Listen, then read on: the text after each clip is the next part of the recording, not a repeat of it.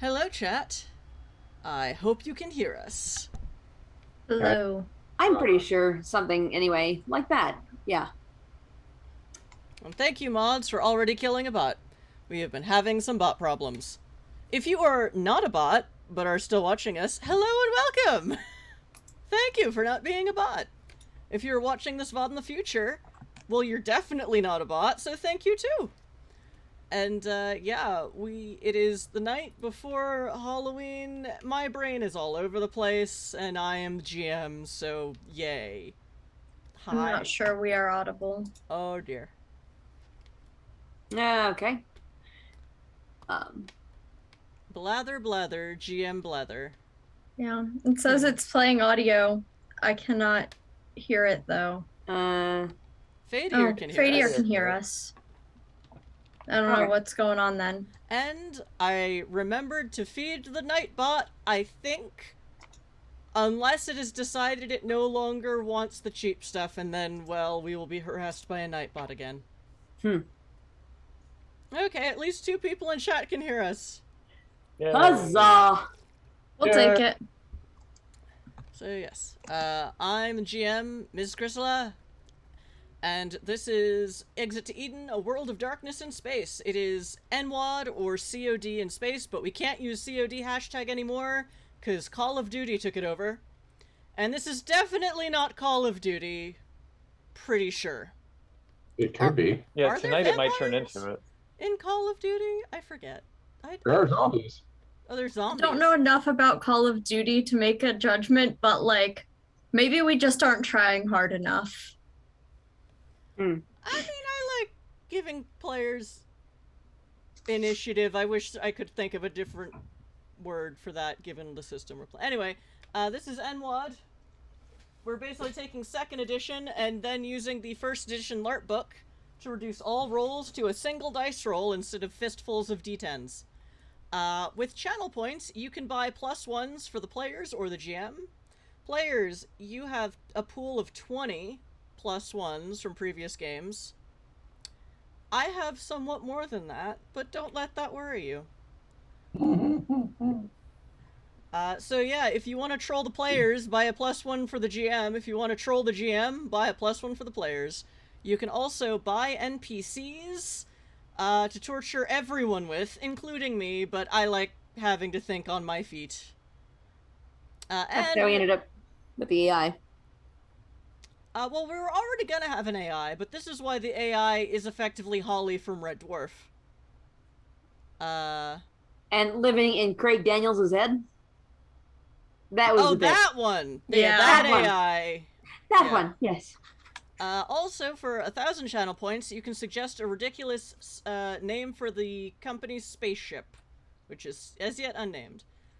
Which gets to our players. Our players, officially are part of a company called Karve Tourism Ltd, which is set in Eden system. This is a cover for an underground railroad, because it is, this is the world of darkness, Supernats all over the place, and the veil is down, so humanity now knows that they exist, and has done for about 2,000 years. In space. We lost Earth. Earth is over. Earth is somewhere else. Earth is so passe. We all have our theories, or we don't care. Earth is so last age. And, yeah, so... in the time since the Supernats, accidentally came out, they didn't mean to, but, you know, and it was the vampires' fault, lol.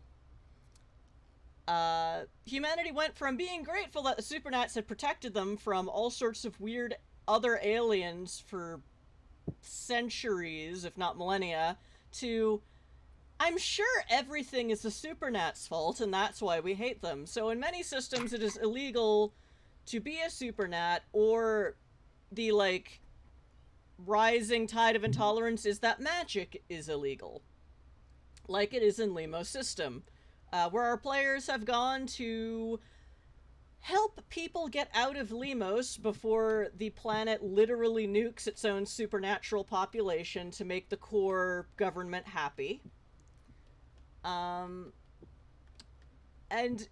in pursuit of that general goal, have also ended up in various hijinks for a crime syndicate that now that all of its Supernats have, its own Supernat employees have had to leave the system on extended vacations, are like, well, okay. We'll work with some outsiders.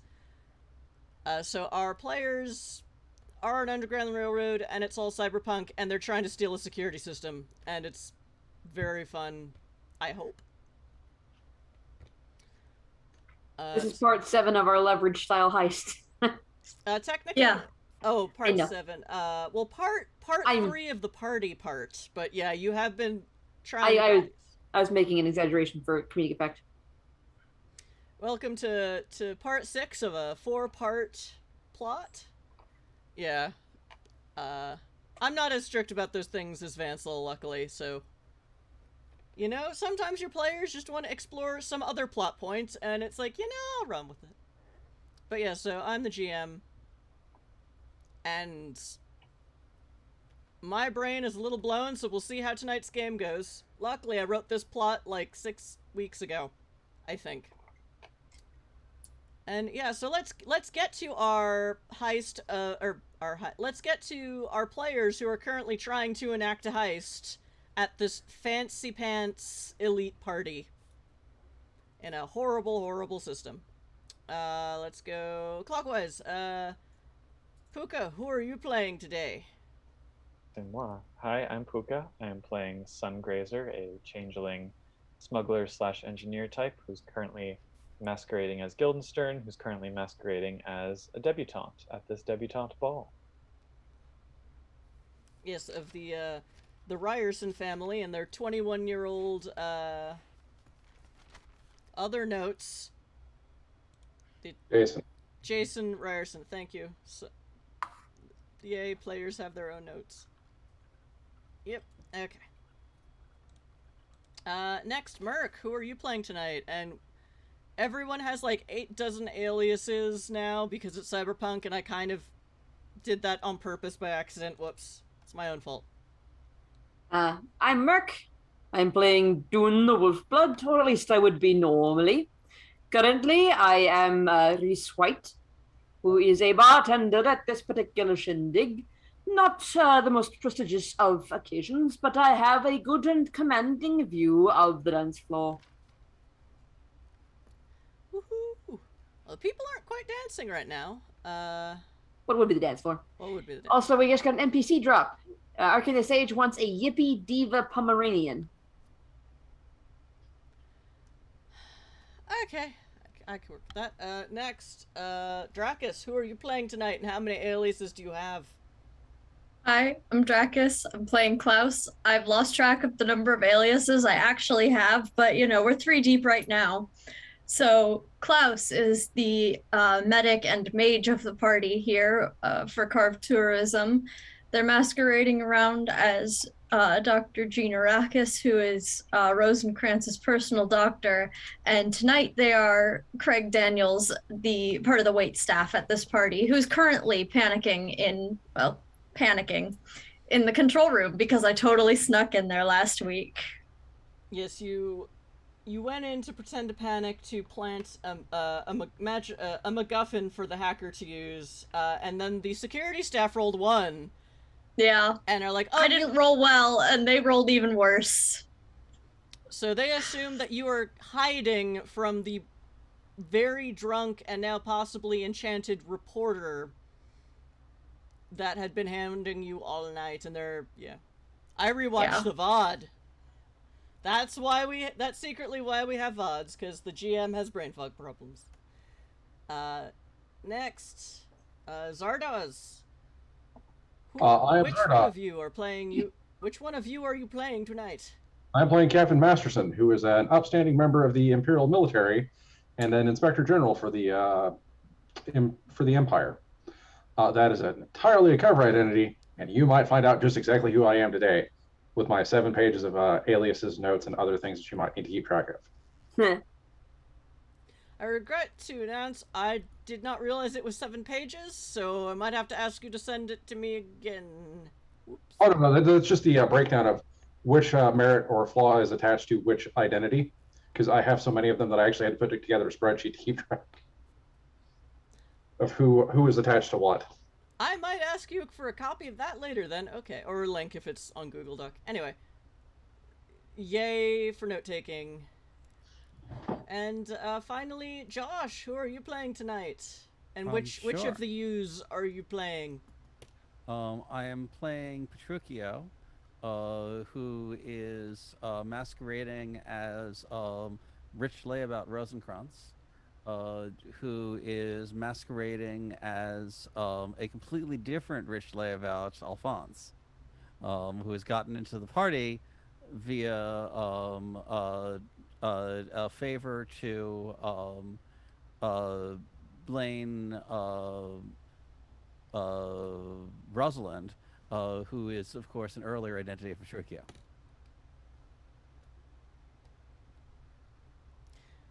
Which I believe your compatriots have no knowledge of. You just have mentioned you have a rich aunt, yes? I think that's accurate, yes. Okay. Please keep track of your own secrets, because I can't anymore. And it's my own fault for running a cyberpunk game.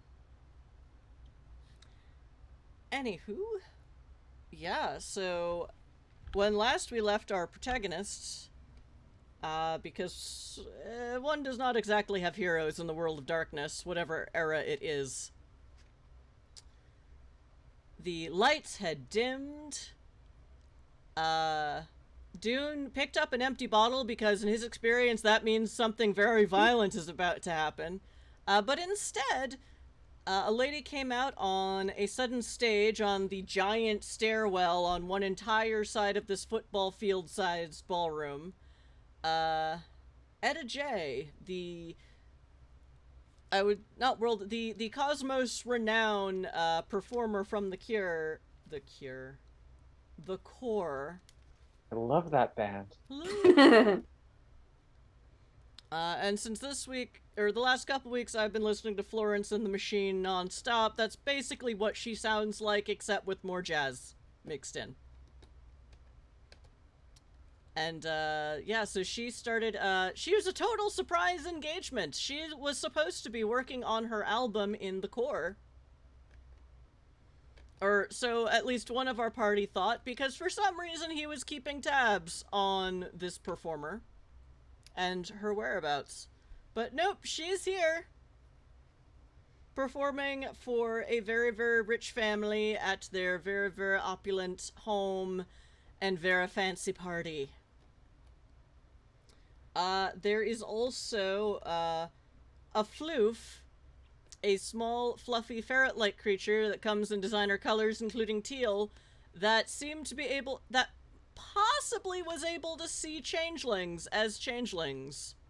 Even though, Masterson cleverly duped the security staff into turning the Supernat detectors from passive detect all Supernats, or supernatural energies, to active, which is it only goes bleep if someone uses a magic spell. Which is handy, because otherwise it would be going off constantly, and our party would be, you know, discovered amongst the sheeps. Most of us.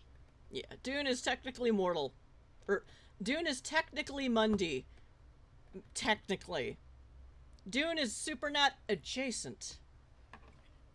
I mean, if you cut him, there will be trouble, but until that point, he can Yeah, it pass. depends a lot on what it goes off against, but we assume most of the party would be discovered depending on how it Well, works. I mean, We don't know how the system works, which is one of the reasons we want to steal it.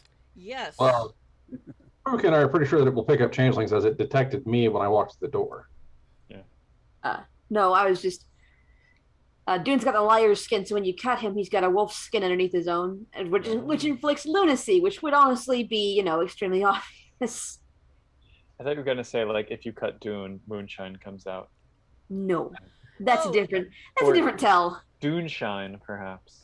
There you go. And Good there's stuff. still a journalist at the party who Dune dosed with Wolf Country Moonshine, who can also suddenly see Supernats, but being in a system where those are more or less illegal to exist, they do not know what they're looking at. And they are also very, very drunk. Yeah, that was the whole point. I'm looking for that NPC's name, because that was another purchased NPC. I remember their first name was Kit. Kit Foxman. No, sorry, it's somebody else. Where did you go, NPCs? Don't remember Kit's last name. At this point, neither does Kit. I can't find my notes on the last couple sessions either. We're off to a great start. Yeah. I thought they were all part of the same stack, and I don't have it. Kipadata. Well, I guess it's more embarrassing because they definitely showed up in the VOD I just watched of our last game, and now I don't remember. Anyway, okay, here we go. Oh wait, here we go. Is this it? Kip Snaps. There we go. That's it. Under Ramsey Gordon, head chef of the Ryerson estate. Ha. They write for the Lagoy Ledger. Of course, Snaps is a reporter. Yes. Alright. As Klaus has found out, or I'm sorry, Craig Daniels has already found out, is already gaining attention from the security staff, all the persons in black in their streamlined, scary suits that you know they have weapons stashed in, but they're so well cut you can't tell. Okay, so Petruchio, when 5 successes... so the way this goes is you roll a d10, you add your dots to it, and then 1 success is an 8, 2 is an 11, and then things keep going up by 3. Usually, an exceptional success is 5 successes as you roll a 20. But because our players roll those a lot, I've started increasing the difficulty of some situations. Like trying to remote hack a closed security system paid for with as much money as it, top of the line, all bells and whistles security system to try and hack remotely is difficult. But they did it. They built some bonuses, they built some stuff, and Klaus plugged a magic or a techie MacGuffin into the security room. So yeah, and we got to this roll right before the bell went for last game. So we are going to start today's game. The concert is going on and is very nice. I believe Masterson, for whatever reason, made a clarity roll and succeeded. Yay for Masterson. In NWoD, everyone gets humanity checks, but they're called different things, and each splat has a slightly different view on what morality is. And what causes a roll on it. So, Petruchio, you rolled a 30. That is 8 successes to remotely hack the closed security circuit system of this building. You have successfully done the thing. Okay. So what would you like I'm going to to start with my not that long-term plan, and then hit immediate actions that I'm planning to do in pursuit of that. So my plan is to plausibly degrade the signal from the Supernat detector such that eventually the most logical and only real solution so that they can maintain coherent security is to disconnect it physically from the device, thereby rendering it possible for us to steal it. Otherwise, it's going to be pretty hard to steal an object that they're constantly watching. In pursuit of that, what can I find out from my hacked security system about what the device is and what signals are going through? And what I can see from there. Okay, let me check my notes from 6 months ago, 6 weeks ago.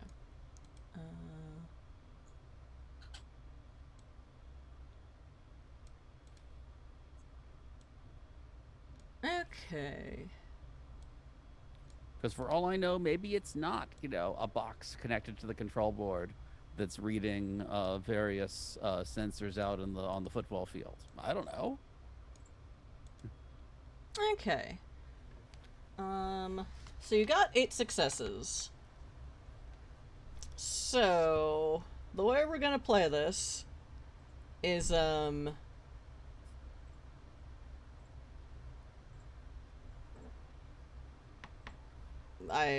lost my train of thought. Okay, great. Fuck it. I need to turn the lights back up because I'm literally falling asleep because it's dark because I am apparently a burb. I feel you. Don't worry. No shame in being a burb. I turned the lights down so you could see my glowy my glowy rave pumpkins that I painted. But sorry, rave pumpkins, I need to actually run the game. Alas. Window dressing will have or fancy window dressing will have to wait. Okay. Set dressing, as it were. Yep. Set dressing. There we go. Although it's a Zoom window, so would it be window dress? I don't know. Window dressing also means something else, and I completely forget what it is. Alright, so... Alright, I will say... Things I will tell you I will tell you some stuff automatically, and then you have 8 questions. So the first thing you note right off the bat is, well, Klaus already got a sense of this being in the security booth and seeing camera angles where they had currently very much not seen cameras. All of the sensors are everywhere, and they are either rendered invisible by some kind of technological cyberpunkery. That's a word. Yeah. Or they're just, delicately wrought through all of the walls and the masonry and along with all the other power wiring, etc. So it's not like the municipal detectors where the detector is the thing and it's kind of on its own circuit. This is sensors everywhere. That's why they don't have anything that is obviously a sensor. Right. Because they are literally everywhere and you cannot see them. And that's the Supernat detectors, weapons detectors, and there's a whole lot of things they detect for because this is the top of the line model because these are rich folks. All kinds of actors. Yeah. That said, there is basically a computer core that is, an external box or some sort of hard drive like thing that is in the main control room. Right. Where Klaus is. So the second question is, I guess the first question. Yeah. Is how much of the system would we need to be able to steal in order to be able to try to come up with countermeasures and figure out exactly how it works? It sounds like you need some of the sensors. Would we need the hardware, the central hardware, or we just need to copy off some of the software of the central hardware? You're pretty sure to figure out how it works. As you took apart one of the cheapo ones, the sensors that are, or rather the wiring all over the building is not that strange. It's what's typically used to sense lots of things like body heat or weaponry or energy discharge. But yeah, so you would have to you're pretty sure, maybe if you could steal some of the circuitry out of the walls, that would be interesting and maybe a bonus. But what you really need is to steal that data core, that that hard drive. Right. Because whatever the thing that actively translates these signals into, that's a Supernat. Alert is in that box. Great. Oh, don't worry, Fadio. It's going to get much harder. Okay. Fadio's like, it seems to be going too well for them. And I'm like, Oh, yeah. we're waiting for the huntsman to Just show wait. up. We spent a lot of points to try to get it this well. Now we'll see what goes wrong. Yeah. The murder watch has reached 0. Murder watch is 3 hours. And then a tap dancing platypope gave Masterson a note that said "Time's up," because huntsmen have heralds. There we go. Another custom NPC drop. Okay. So over the next several minutes, I'm going to start trying to degrade the signal, and basically start with a. I'm going to use the history to try to figure out what kind of blips are plausible, and so it's going to start being plausible, and over time, it's going to become less plausible, possibly tagging members of the family as Supernats. Okay, the system is currently, another one I'll give you a free, the system is currently in active detection mode. It's a little, the phrasing is a bit weird, but when it's in active mode, it only looks for magic. Yeah, it only looks for active spells. When it's in passive mode, it's like, a vampire walked by, oh no! And yeah. So, okay, so you're basically, okay, I'm gonna say that, with the number of successes, you have 7 left. So each one of those pings will be a use of one of those 7 successes. So how many do you want to start with that's just like, there's a spell over there, there's a spell over there? Like, let's start with one to start with, see the reaction, and then I'm going to start ramping up over time. Okay. You are very much hooked into the system, and everyone is very nicely distracted by the Etta J concert. So, yeah. And thank you, Fadier, for the custom NPC drop. Now, did you see there was clarification on that? Oh, I will in a sec. Now, I'm sure that an actual spell that is not coming for the PCs will not interfere with this in any way. Oh, the party of peace. Oh, yes, I was about to ask that. Steal from the rich people, not... Yeah. Not the party. The plebs, no. Please don't steal from us. It's the difference between an ally and an enemy. We already checked our weapons. What do we have left? Well, you'd got some sweet threads. We're harmless. But I didn't pay for my sweet threads, so... Well, who... Thank you, Fadior. A different competing Master Thief is definitely not what we wanted. Well, Puka... Definitely won't make things more interesting. Lupin? Most likely a whole bunch of the people at this party also didn't pay for their sweet threads, because welcome to being a rich asshole. It's basically its own profession. Okay, so... If I recall correctly, Lupin III is a gentleman one, so he's very much in the flashy distraction kind of... Could this be like the Monty Python thing where he's literally there to steal Lupins? I have no idea. So the flower arrangements are in terrible danger. Oh. Well, he's welcome to them. I mean, you're the GM. You get to decide how that works. Anyway, back to the hacksaws. All right. So, where do you ping off this problem, or this spoof spell?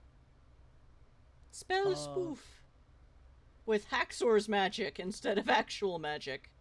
Sure. Let's have the spell is going off around the hors d'oeuvres. The hors d'oeuvres that are standing, not the ones that are being carried around the area. Okay, so there is kind of a banquet room to the side.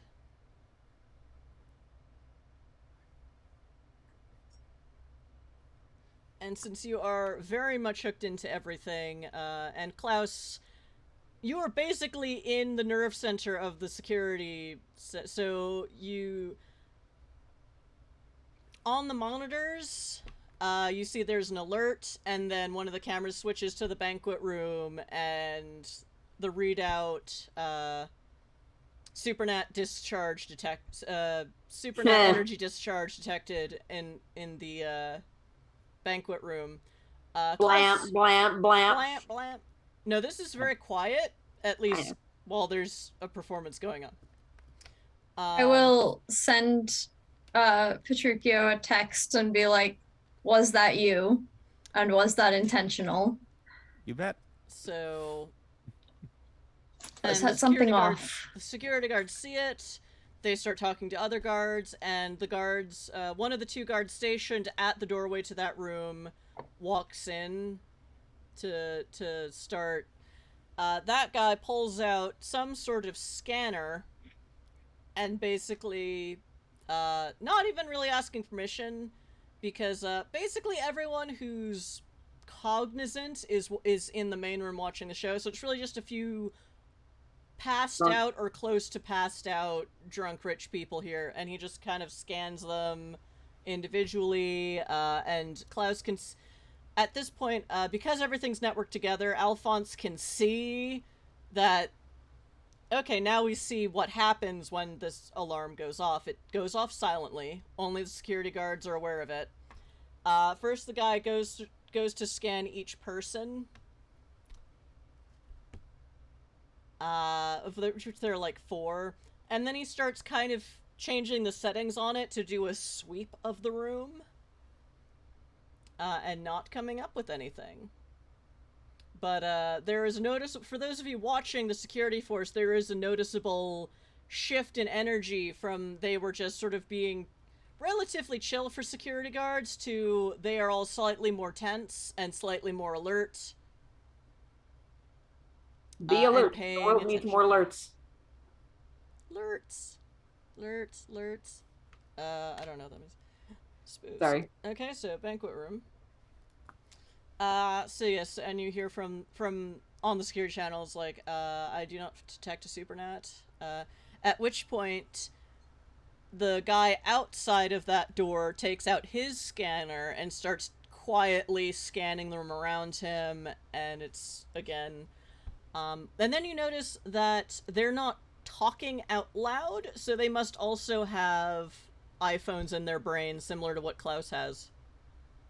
Right. Only without the annoying AI interloper, which I really have not been playing as much. I forgot, but my brain is melting too. Did somebody do something about the AI? You tried to, and you botched it. Oh, there were like 4 botches in a row trying to do something about that AI. Yeah, so Right, I thought we the thing- tried So they're here to with the stay. hackers initially. There was literally an army of hackers and in your city then- that you were friends with.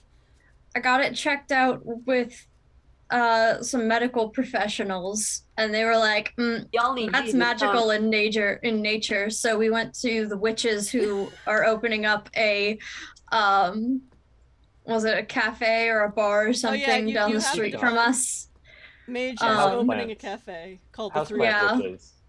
Yeah, and they were like, that's pretty fucked up there, dear. I don't know what to do about that. And that's been that. There have also been some weird dreams in there somewhere that I've forgotten the actual like specifics of, but I have it written somewhere. It's fine. Okay. Yeah, I wasn't chat, sure what the resolution of the witches was. That was the only one that. The because witches they got- weren't able to take it out, but they were able to read more about it because they have, magic. Yeah. And there is definitely weird magic involved in this, which is what the medical professionals suggested. They said it was hedge adjacent though, didn't they? Yeah, they were like, it's like hedge magic, but it's not. They Yeah. were very much stymied and like, what the fuck did you do? What the fuck is it? What happened? But it's fun playing a medical professional in the world of darkness where they're like, so we can't legally prescribe magic, but if you know anyone who could look into this, we would like to know if you learn anything in case there's more of these problems. I diagnose you with brain tumors. I suggest you go and see a frog and toad person about it. Oh, goodness. Anyway. Back to the heist at hand. Chat, if you want to see the beginnings of that particular escapade, check out the HackerCon plotline from about a year ago, where we all went to a con in-game, and it was awesome, because I already missed cons. Anyway, heist at hand. So... Alphonse, you have spoofed the banquet room, and security is on alert. What Yep. next? sure.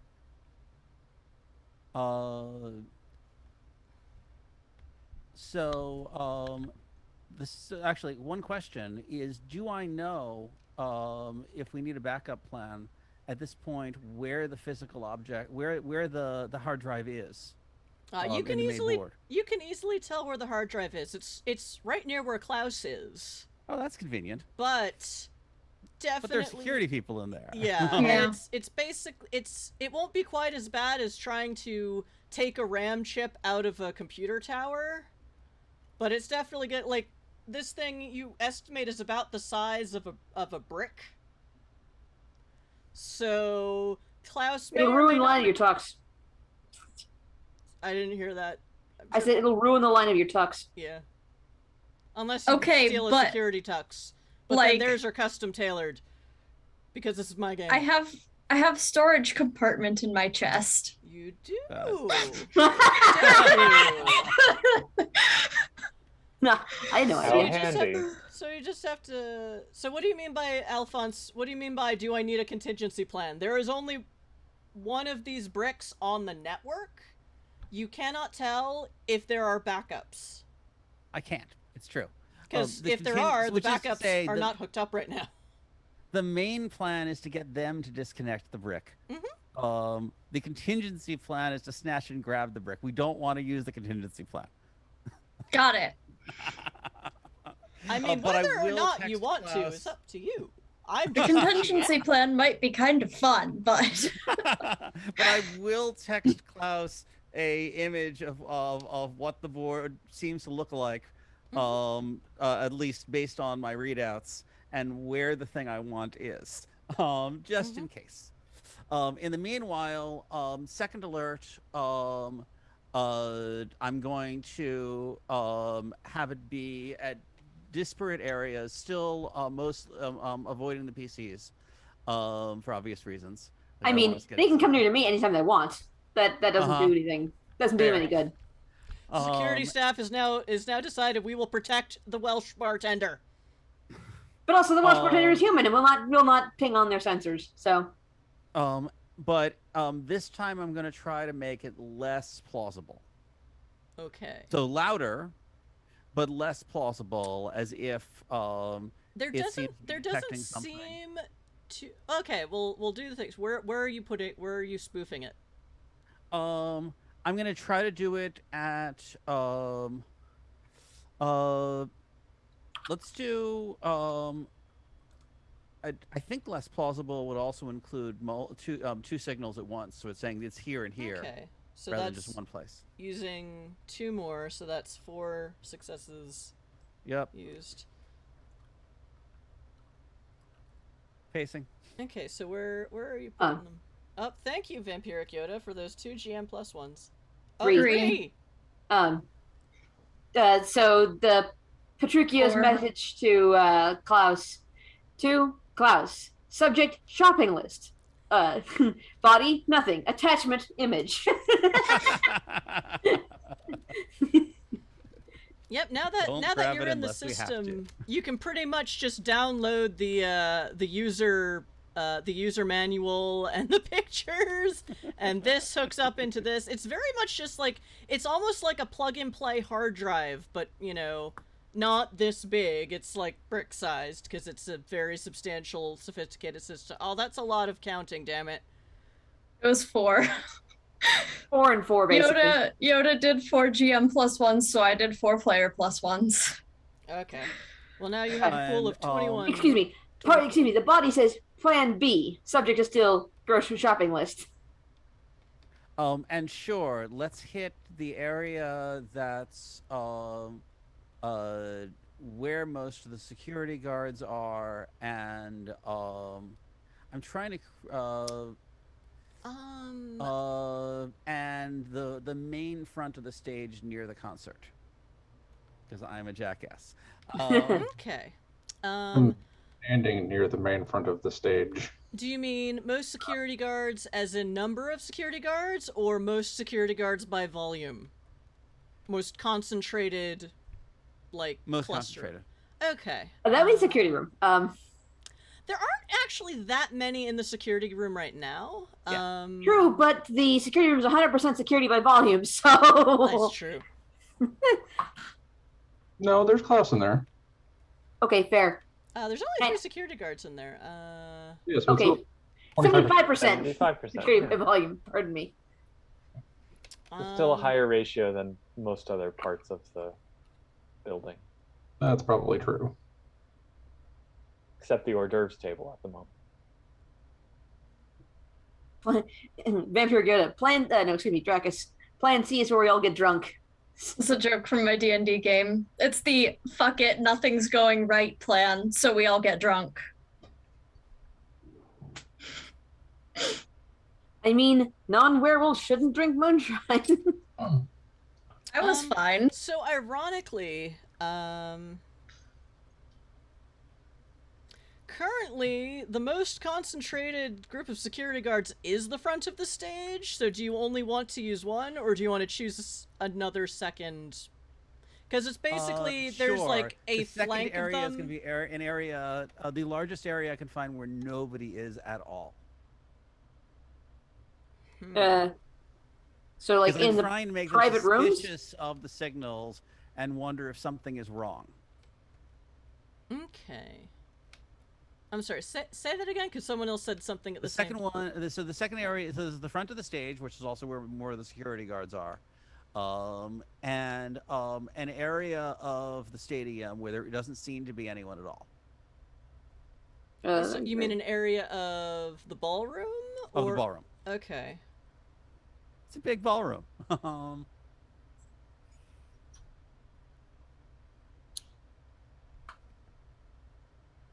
in any area like this, you're going to have a place where wallflowers would be if there were any. Okay. So yeah. So you do the one in front of the stage, and basically all of those there's like a half circle of security guards basically all around that bottom step, both stopping people from bothering the performer, and also now you can see that this grand staircase goes up to that kind of balcony level, which then goes into the main house. So this is to stop, randos from getting into the house where they're not supposed to go. There are multiple entrances and exits for that part of the house to this more public area, but it's like this is one of them because, the rich family had to come down from somewhere.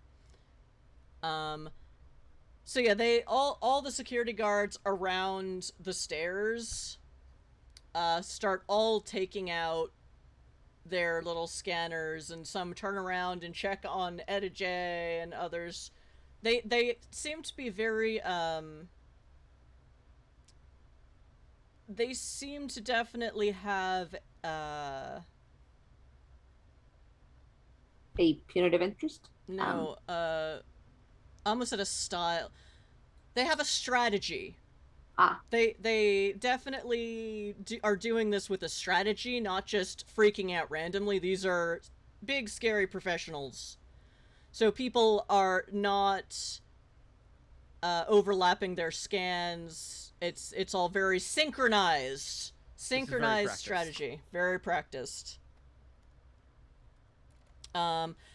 One area where you find there's like no one there is actually up on that balcony level. There aren't that many people up there, so there is this one kind of just side of that balcony room where there isn't anyone there, at which point a couple security guards, you see them start quickly moving, one on each side, moving towards that section, basically right above Dune, because the balcony rings the entire rectangular ballroom, so this is the balcony side that is furthest away from the stage, and right above where Dune and the entrances of the kitchens and the staff areas are. And they're also doing very synchronized scanning with their little scanners. Oh, look at that! Do you think the dust bunny got by them? Is that why they got the weird little things? Oh! Okay. Sorry, Statler and Waldorf are there. The final stage where I'm planning to basically have the signal register fake spells all over the area and not stop until they unplug the box. Is going to be at some point. I'm willing to spend as many successes as I need to in order to make that work because that's basically what I needed this hack for. Okay. But but that's probably going to take some time because I want to make sure for this to die down. So we may want to have time roll forward for that for other things to happen during that. Okay, so you want Just to have that happen whenever it feels convenient. okay, so you want to have them digest the fact that there have been 3 spell alerts and no supernats can be detected. Yep. All right, so there is a lot more chatter on the basically mechanical telepathy that all of the security staff are on. There is a lot of chatter, and you get a sense of just watching them and hearing them of the synchronized strategy they have for protecting and scanning and all this. And you hear, Klaus, you don't actually hear the security guards at the screens talking. But you get a sense they're communicating, not because you have mind magic, but because you also can do that. So it's like, okay.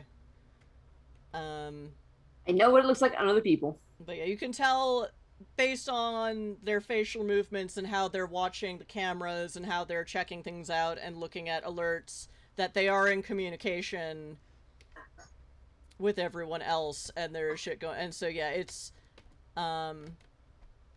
they are not, because there are these scarily subdued security guards, they're very careful. You can see their movements. Everyone, I assume in this party who's watching sees what's going on, but the party at large does not seem to be alerted by the security guards getting a little bit more, not quite twitchy, but just starting to move a bit. Sharpen. Because they're rich assholes, and why would they pay attention to the help? These help are in fact dressed to be not paid attention to, unless they are in your face because you are doing something stupid. So yeah, they are, we'll say she's been playing, for about 10 minutes when the double ping goes out, and for about 10 minutes after that, I forgot to set the alarm for break. Hold on. Okay, I'll just say this. For about 10 more minutes after that, they look far calmer on the camera's feed. But there is a constant chatter, still very synchronized, awaiting instructions, can't see the thing, awaiting instructions, etc. Several data streams going at once. And the people with, you assume, more authority have, I guess, some version of the coprocessor where they can process multiple streams of data at once in their own computer brain. Yay, cyberpunk. So yeah, these are very professional security people, and they don't find anyone, so they're like, okay, go ahead. Run all the scans again. And yeah, no one's saying anything from a few streams that you pick up. You can tell some of the security guys are getting nervous. And at least one person blurbs, do we even know what we're looking for? Let alone could it be invisible? And one of the higher-ups is like, don't speculate right now, just scan, just focus on keeping the party safe. Okay. At what point, okay. You might want to grab one of those scanners at some point. One of the hand ones. I can try. Of the two of us, you are better at it. That's true. Sticky fingers. Deft fingers. Sticky, deft fingers. Rogue-like tendencies. Yes. I thought that we was gonna end very differently. Mm-hmm. It's all right. I heard the 10 start for tendencies, and it's just like, oh, roguelike tentacles. Got it. Yeah, that's exactly what I was going for. That's my final form.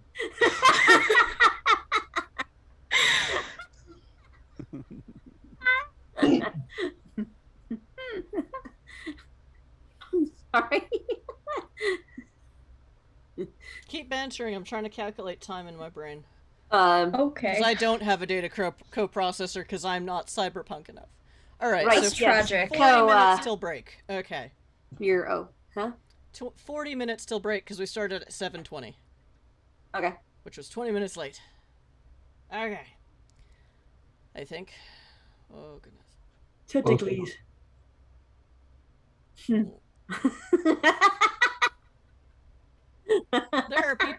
There are a few people dancing like that because the music is so good. It's the Yeah. Queen of France dance. In fact, I mean, there are also some people dancing like white people because that dance.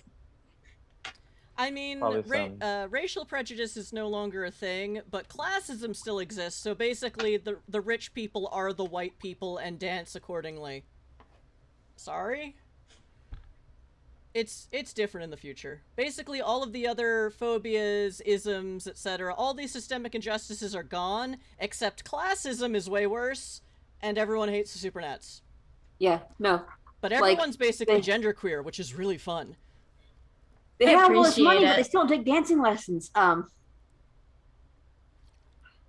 They dance like they spent 15 years taking dance lessons, and they only know those dances. There are some people doing, the Laidlander, even though it's very much not the music that's playing, but it's the only one they know. So. Well, Etta J is a very awesome. So, about 15 minutes into her show, about halfway through that 10-minute in the security feeds, about halfway through that block, she starts playing something more dancey. So that's part of why no one's really paying attention to the security guards, because now everyone's dancing a bit. It's a really good show. Good show thing. So at the end of that 10 minutes, so she's been playing for about 20 minutes. You hear Petruchio on the general, security party line. The head of security says, "All right, well we turned down the security system for Captain Masterson's welfare, but we will have to turn it back on. So we should send an agent to warn Captain Masterson and keep him covered." So, A new wrinkle. what I do was we expecting that, and I'm not sure what to do about it. Actually, that's pretty great. I know what to do about that. do? What do Good, do? because I I'm gonna don't, and I feel like I'm in danger. I'm going to corrupt the signal so that everyone looks like a Supernat. I already know something weird is going with the system. Okay, that will take up your last 4 successes. That's fine. So future things, like you'll already be connected, but you'll have to do more rolls. But you won't fall out of the system. Right. Because you are entrenched there like a snake. Like Von True. As the Like a concert is going on, my control over my mantle is probably slipping, so I am getting hotter, and I'm probably spiking heat sensors around me. Okay, in that case, yeah, Klaus, in the control room, you do hear someone go, "Huh?" And they focus in on a part. You see where Masterson is, and they're like, "There's a really big heat spike. That's strange." And Alphonse, you also hear about this on the chatter. It's like, we're also getting a big heat reading from... Too hot? Hot damn. I'm gonna say something about that in our group chat of like, they're noticing the temperature around Holiday. Tropical Holiday. Holiday's not paying attention to his phone, so he has no idea. Yeah. I 'Cause, know yeah. that Petruchio is paying attention. I know that Dune is not. I'm not sure about Holiday or Sungrazer. So I'm hoping that people who yeah. are not, in the control room actively might be able to do something if this becomes a problem. I'd probably see the message if I'm on the chat. I don't know how close I am to Holiday at this point. Okay, so it's 20 minutes into the set. The heat sensors are already registering that people are getting warmer because everyone's dancing, but now it's like, wait, that's not normal. And that is about the same time that the head of security is like, someone should find Captain Masterson because we're going to put the entire system back online. At which point, Alphonse, that's when you spoof the entire system by saying, everyone in this room is a Supernat. Hooray! But only when they turn it back on. Yeah, it didn't come up. I've set it up so that when they bring okay. it up, so that it's up to full, everyone is a Supernat. So that's Okay. totally what's going on. So Captain Masterson, you feel someone gently touch your arm in a very not aggressive way because they're professionals. Yes. And you see it's another security woman in one of those sharp, absorbent black suits. Excuse me, sir. I'm sorry to bother you. The head of security has asked me to stay with you for a few moments. Huh. It is warm over here. I wonder what's going on. Anyway, we're having some problems with the security system, and we're going to have to turn it back on to recalibrate it. So they just wanted me to stay by you in case there is a problem. Perfectly acceptable. All right. Please, sorry to interrupt. Please enjoy the rest of the show. And she just... His attention just goes, Yep. right back. And He's vaguely aware that there's a heist going on, but he doesn't remember what's going on at this point. He is a deer in headlights. Yeah, he's lost in the middle of memories. So many. Understandable. Yeah. And Alphonse, you hear from that security guard, like, there is a weird heat disturbance here, but I don't understand where it's coming from. We're nowhere near heating like, huh, that's weird. Could it be connected to the Supernat disturbance? And then, so, Klaus, you see them, well, Klaus sees it with their eyeballs, and Alphonse sees it with their Data brain, tablet. yeah, Brain with their computer, data. yeah. I forget, does Alphonse have a brain computer? I forget. Yeah. Oh, yeah. So, so Shukio sees it with their brain computer, and as the full Supernat system goes back on, at which point Alphonse drops the spike, and, or throws up the spike, and basically it's still silent, but in the control room and on the network, it's just like, alert, alert, alert, alert, alert, blamp, blamp, blamp. Blamp, blamp. All over Blamp, the blamp. place. Like, Klaus, like, the screen is just lighting up with, like, everyone in this room is a supernatural entity. What the fuck? Petruchio just gets a message of, wow. Wow. Hey, let's see what happens. To Petruchio. Subject, wow. Body, empty. Attachment, picture of screen going down. At which point, all of the security guards you can see go from moving and scanning in their secret to just sort of stopping and going like, having that what the fuck look on their face, which in itself is somehow more disturbing. I mean, Except if you this- will know why it's happening. if this were an audible alarm, they'd be going, ah, you know. So, I'm kind of putting on a show of like staring wide-eyed at everything because if anybody questions me, I have a response, and it involves looking like I don't know what the fuck is going on. Is that the new Supernat detector? Wow, it's really comprehensive. I feel I so will- safe. I will offer a boost to the nearest security guard who stopped near me, if there are any. There is one near your bar, and they put up a hand as sort of a thank you but no gesture. Alphonse, all of the underling chatter stops. Not because, possibly because they're surprised and overwhelmed, but also because they are waiting for orders. Because what the F? They're like, this is too much. I'm just gonna shut up and wait for orders. Klaus, the people in this control room are so flabbergasted they have started talking to each other verbally. Wow. What a the- stroke of luck. What is happening? What? Is it supposed to work like this? Is everyone in the... What? That can't be true. What? Alright.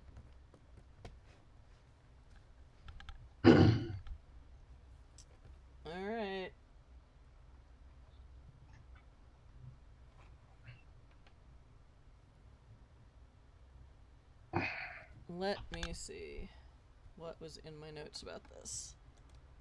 You know what? No. Okay, so after about 5 minutes of this, the security guards kind of calm down, but are still very much alert and waiting for orders, while the heads of security are talking, like, well, we could have a hacker.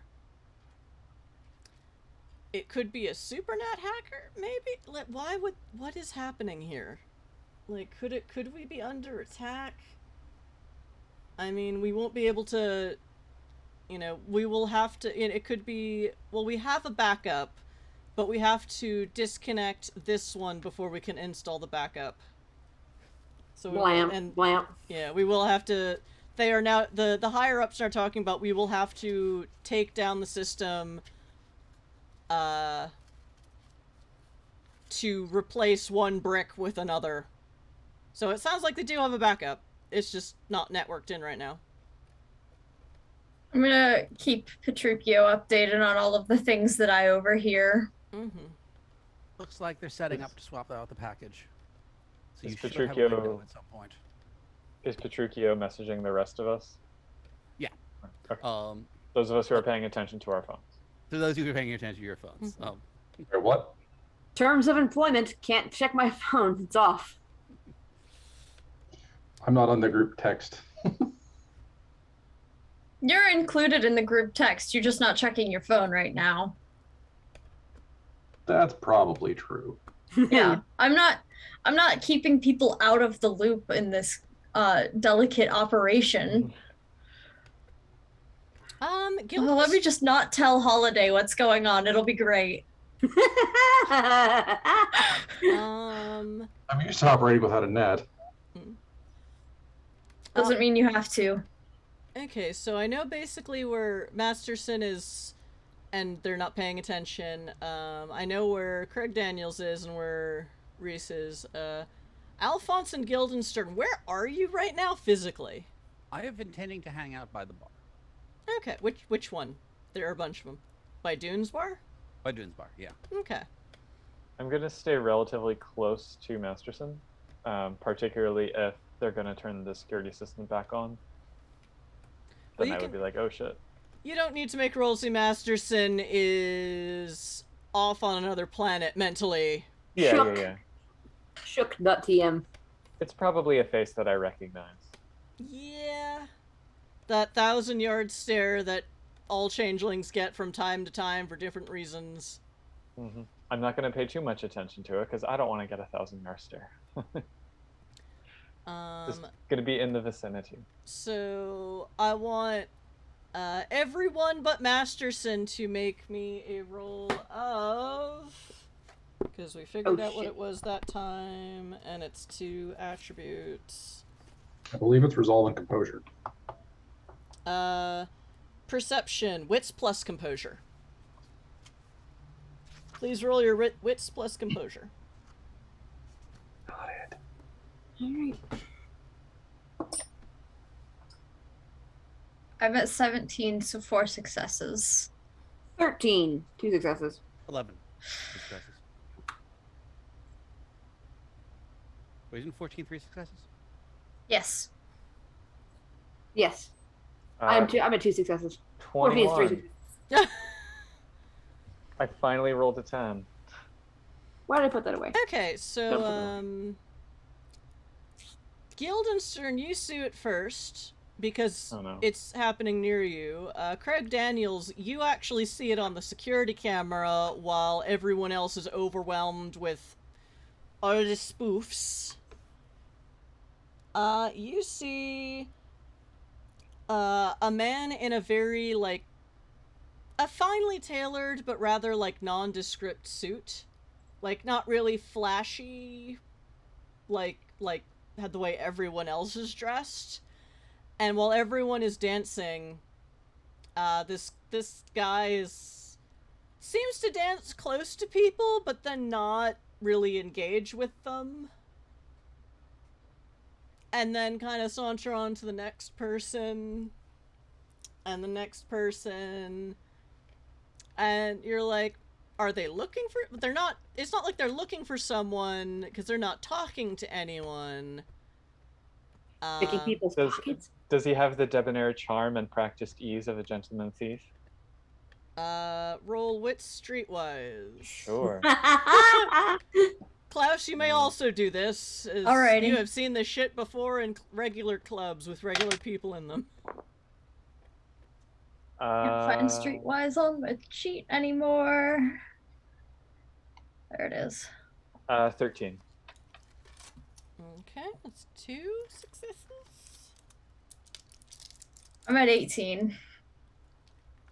I'd say that's enough. You both strongly suspect that whoever this guy is, he is stealing shit from people, like, right off him. I know a thief when I see one. Yeah, you both know a thief.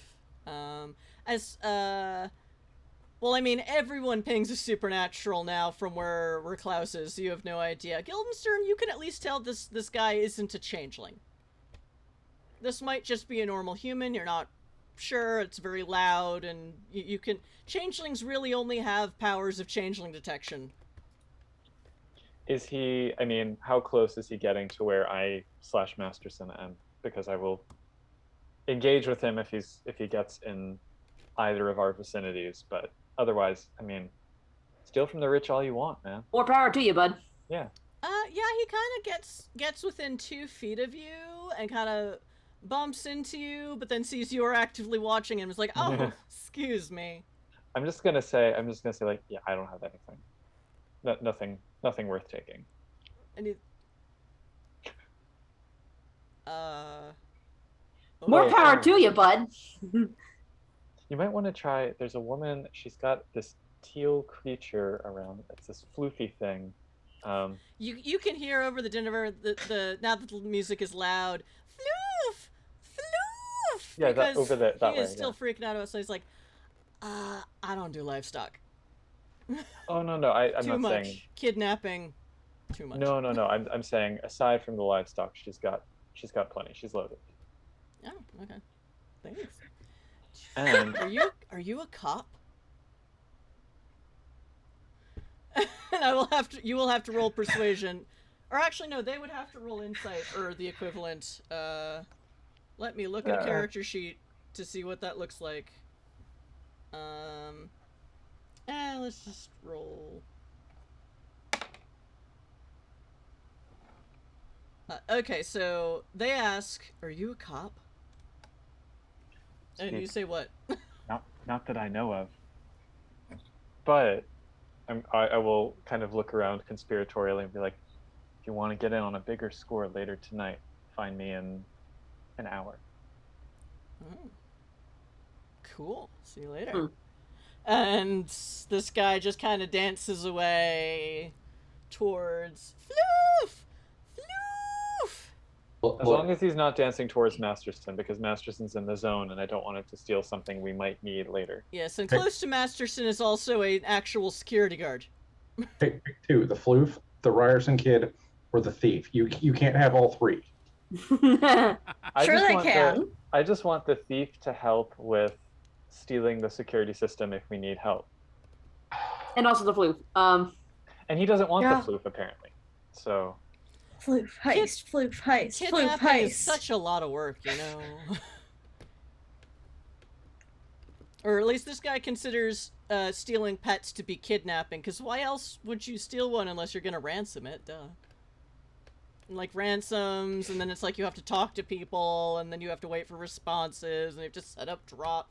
Otherwise, you just take a thing and then you sell it, and you have money. Anyway. Steal it out of affection. Or It thus, does seem like a lot of hassle. or But thus, you know, if anyone happens to be reading the mind of Gentleman Thief Lupin, this is what's going through his mind right now. He's like, oh yeah, never steal livestock, pets, or children. It's just, it's annoying. More trouble than it's worth. Always. Honestly, that describes most of what we're doing right now. So yeah, so about, so it's 25 minutes in, and security has decided, yes, we are going to take the, they're starting to wonder, like, at first they were like, should we take the entire security system down? Because the heat sensors are also getting weird, but then a certain guard, in the vicinity of a certain person is like, no, it is warm here, that's... So they are actually putting in calls to the maintenance staff to see, like, they're assuming it's something under the floor that's weird that's happening, and security are going to check that out, because, like, is there, like, a meltdown happening in some wiring? Is something on fire? The fire alarms are not going off, and that would also be bad. What you're saying is, to cover our tracks, we should start a fire. we could start a fire. I'm Arson's not on saying them. not to. Arson, Put arson on the list. Morality check. Arson goes on the task list. Well, arson is on the morality chart for everyone, so... It is. Is it on the chart for the gentleman thief? Is he the one who's going to be committing the arson? Maybe if we ask nicely. if you burn a place down, you can't rob it again later. Fadir, you killed me. I'm dead. I didn't start the fire. It was always burning since the world's been turning. That sounds like a reference the NBC dropped there. Sounds like a It reference sure is. that I don't recognize. It's from Leverage. Yes. Chaos is a little shit, and I love him. Was Chaos played by Will Wheaton? Yes. Oh, wow. This is chaos. There will be no here. One of my favorite moments in the entire show is the moment when Hardison and Chaos both get out of the backs of their respective hacker vans and have like a Western-style standoff in a parking lot with their keyboards. It's really funny. It's I'm looking forward to fantastic. Anyway. Okay, Fadir. I see you. Okay. In which case, so it's 25 minutes in, security's like, alright, we're gonna have to take this one down and do that.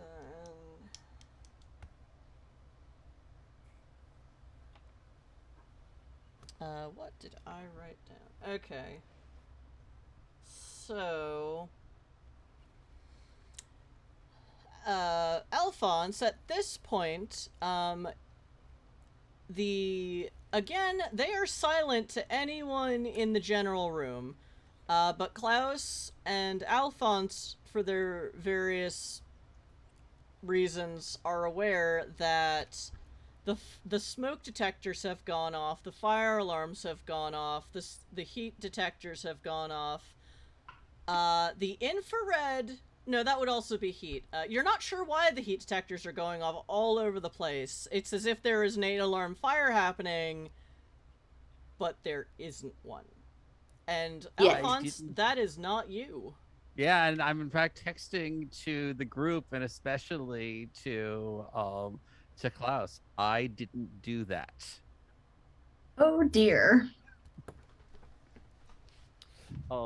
Is it still located primarily on Masterson, or has it gotten bigger than that now? There are now, like, weird heat sinks all over the place. It's not like the entire room is on fire. It's like smaller fires are breaking out all over the place. You gave me. So I will say, seems like they've actually given Masterson some cover. Well, someone has. Yeah. I learned through suffering. Disco Inferno. Sorry. At which point, again, the general security staff is silent in their what the fuckery responses, waiting for instructions, when one person on security staff chimes in. Who's the new guy that we have in the front security room?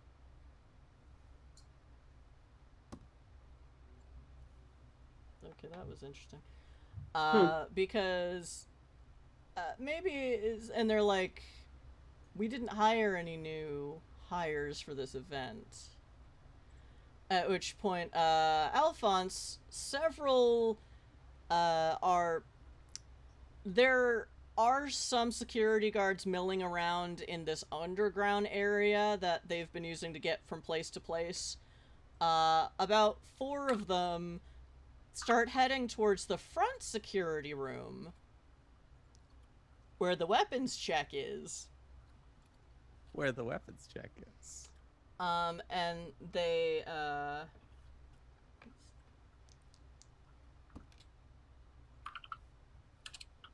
at which point you notice that the heat sinks in the room kind of visually spell out the word chaos.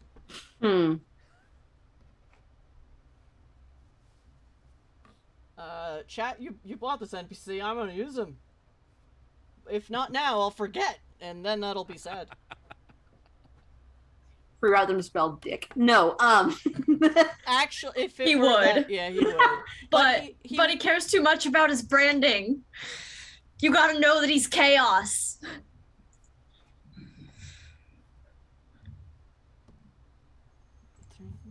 I mean, no, I'm simply saying Petruchio. Rerouting the stuff to say dick instead. Yeah, there you go. Do it. I'm actually Tempted, but And the second note save your that just rolls. says keep it up. Save your rolls. I just had NPCs roll against each other, and once again, in trying to capture the skinny Will Wheaton style hacker chaos, the security guards rolled like 10 again to detect there is a hacker in the front room, physically hooked. And Alphonse, you're getting a sense of this. Craig, you may get bits and pieces of it because this is mostly on the brain wave thing. There is a hacker hardwired in the front security room who's passing off as a security guard. We did not manage to catch him physically because he just ran the fuck away. And they just, 4 of them converge in the wrong way, and you hear head of security taking down the 4 terrifying security dudes who were supposed to capture this skinny hacker asshole and failed miserably when the hacker only rolled a 12 to get away. Get away. So it's 2 successes versus a botch, and yeah. So, Alphonse, you're aware that they now know there was a hacker in the system, but it wasn't you. yep. He made his role by doing things the easy way and hardwiring into the system instead of doing it remotely. Lol. This has ended up being a boon from the chat gods, though. Good job, Fadir. It Fadir has. understood the assignment. Alright. Head of security Nathan Fjord. Oh, dear God. Well, I the think thing that is, one was a joke. Anyway, I already made the pineapple for the fjords joke. I mean, if you want them to get caught, they'll have to Yeah, roll that for that it. wasn't an actual NPC drop. Yeah. Okay. Fortunately. Anyway, so yeah, 25 minutes in, they are about to take down the securities, and now they're just like, oh, for fuck's sake. And they have to, so the order goes out for all security staff to be on high alert because we are going to have to take the entire electronic system down to start troubleshooting what went wrong. What they think happened was that the hacker futzed with the Supernat detector first because it's the newest software and the least patched thus far. Being newest, it's probably still got some bugs in it, so probably some asshole figured out how to take advantage of that. So these people do know how computer security works, unlike, you know, present-day security people. They clearly have some penetration experts on staff, if not in the building. So yeah, Just gonna let that comment go by. Quick, one of you pretend to be an IT guy and take out the drive. So are they currently? That's actually a really good plan. They're currently, they're still planning to check out the Supernat detector first because they think that is, you know, as the newest piece of software, that is the most likely to go wrong and be vulnerable. And they're like, oh fuck. Yeah, but the problem is the person best placed at this point in time, not really known by security guards, or, you know, not overly known by the security guards, and not, you know, stuck in place, is Boris, who's not here this evening. Yeah, you still don't know what happened to that werewolf. I assume he's in a security room somewhere being Barked at. talked to sternly about being a goof. We'll talk about what happens to him later. I mean, I could fake being an IT person, but... Because, you know, this time at least he gave us forewarning. Last game, he just forgot we were gaming, and I'm still maybe a little sore about that. So, yeah, bro. Yeah. You're gonna have a fun time when you come back, bro. Bro. That was a threat. Oh dear. But yeah, no one's paid enough attention to Guildenstern yet to know, like, who that person is. If you just, like, No, they show have, up in because your... they were looking after No. Banks. I'm saying, if you show up in your third outfit of the evening as the IT guy, no one's looking at your True. face, just your presence. All right, if I can, is there any, I mean, because I would need something much plainer than what I brought to pass as an IT person. Hmm. And too bad the guy with many mask is currently a deer in Right. headlights. I was gonna say the You have a supernatural detection is currently down. Is the perfect time for the many mask to step in, and yet. Okay, what Is about the what about our general shapeshifter? General shapeshifter. Oh god damn it. Is the gentleman thief still nearby? He's not too far away that you couldn't catch up with him, but he's moving a lot so that, you know, by the time someone notices something is missing, he's gone. How well dressed is he? He is wearing a very, like I said, he's wearing a good suit, but kind of subdued. That's, like I remember you said, yeah. But he's not dressed, unless an IT guy would be dressed fancy here. Well, yeah. But I am going to approach and you know, as discreetly as possible, just be like, listen, I can't explain right now. I need to switch clothes with you. It's desperately important. Okay, that's gonna take, do you want to pretend to make out in the bathroom? We don't have to pretend. Oh, cool. Okay. There is no homophobia in space. Gonna do the quick change and, you know, peek and a squeeze and. So that's gonna take a little bit. So it's 25. So now we're at about 35 minutes into the set. Here comes the IT guy. And so Guildenstern is now wearing, so in your bathroom stall together, there is making out and disrobing, and then you're basically putting on each basically he couldn't have done this out on the floor because he's got pockets within pockets. Yeah, he's got a haul. Yeah. Actually, you're what are you wearing again? I think I changed into. Oh, that's right, you changed. But what are you wearing? What were you wearing? I think did we say it was like a. I can't remember. I probably changed a third time, and now this. I would like it to be that dress, that I posted with the LED lights in it. Oh, The yes. Fiber optics dress. Yes, that is the third outfit of the evening. Okay. Well, he's not jazzed about it because this rather stands out a lot more than what he was wearing to try and steal shit from people. But at the very least, all of his pockets fit underneath, so Yeah, he's like, got some pretty voluminous skirts now that he can hide shit in. And you have promised him more booty of varying kinds later, so he's like, all right, I'm game. So he's like, all right, maybe I've stolen enough, pearls from swine for one night. Yeah, it's okay.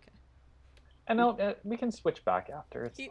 He doesn't know how much longer the music's gonna go on, so he wasn't sure like how much more time he would have before people were paying attention again.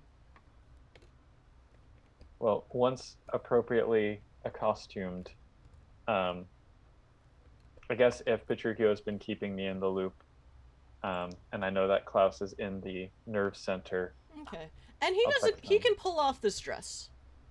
Oh yeah, absolutely. He wasn't prepared for sure this ball gown, but he is sure somehow he's slaying, but still a gentleman in a full-length fiber optic ball gown. Yeah. Because this is my goddamn world, and we are not super strict about gender norms at this fucking table on purpose. Yay. I am aggressive. My games are aggressively genderqueer, even if I'm not. Quick question: do I have enough of comms to be able to give the IT person what they need in order to be able to fake, or do I need to hack something else in order to know when they're expecting the IT person? Can you intercept any call they make to an actual IT person? Because that would be helpful. Yeah, that will take an additional roll. Yep. But you are already in the system, so it won't be as hard as those initial hacking rolls were. You also rolled really well to just hack into the security chatter. Mm-hmm. I'm pretty sure at this point you set yourself up a profile, whatever, so you can just log in and out as you want to. Mm-hmm. But presumably the communication, the in-house communication they're using to contact the IT person is different than the security system communication, which is why it takes another roll. Yeah.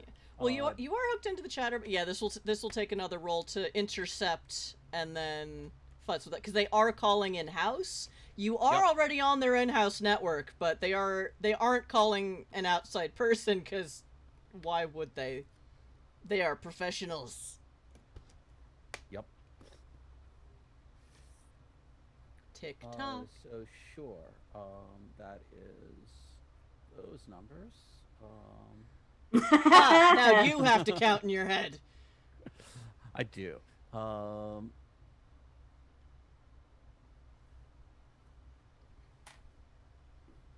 20. Yeah. Okay. That is an exceptional success for a system we're already in. All right. So what happens is the head of security, discharges to one of their direct underlings, of which we'll say there are 3, and it's like, all right, you go for it. You put in a call to our IT department and have them send someone immediately to this location to uninstall and reinstall the stuff. Or to start working on the security system.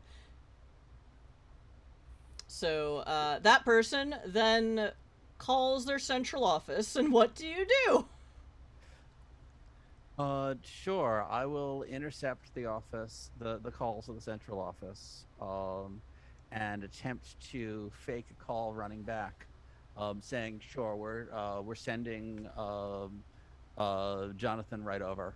Okay, so There's a problem with that. Chiz? Jonathan doesn't necessarily have the backup on him to install it into the new computer system. Oh, that's true. You're right. I'm gonna have to actually watch their call because they need to send somebody out so that we can swap in for the actual person. You're very smart. Thank you, player. Okay. So I made the intention in character, but as a player, I'm right here. which yep. which also means you now don't have to make a social roll to convince them that they're actually talking to their own people. Yep.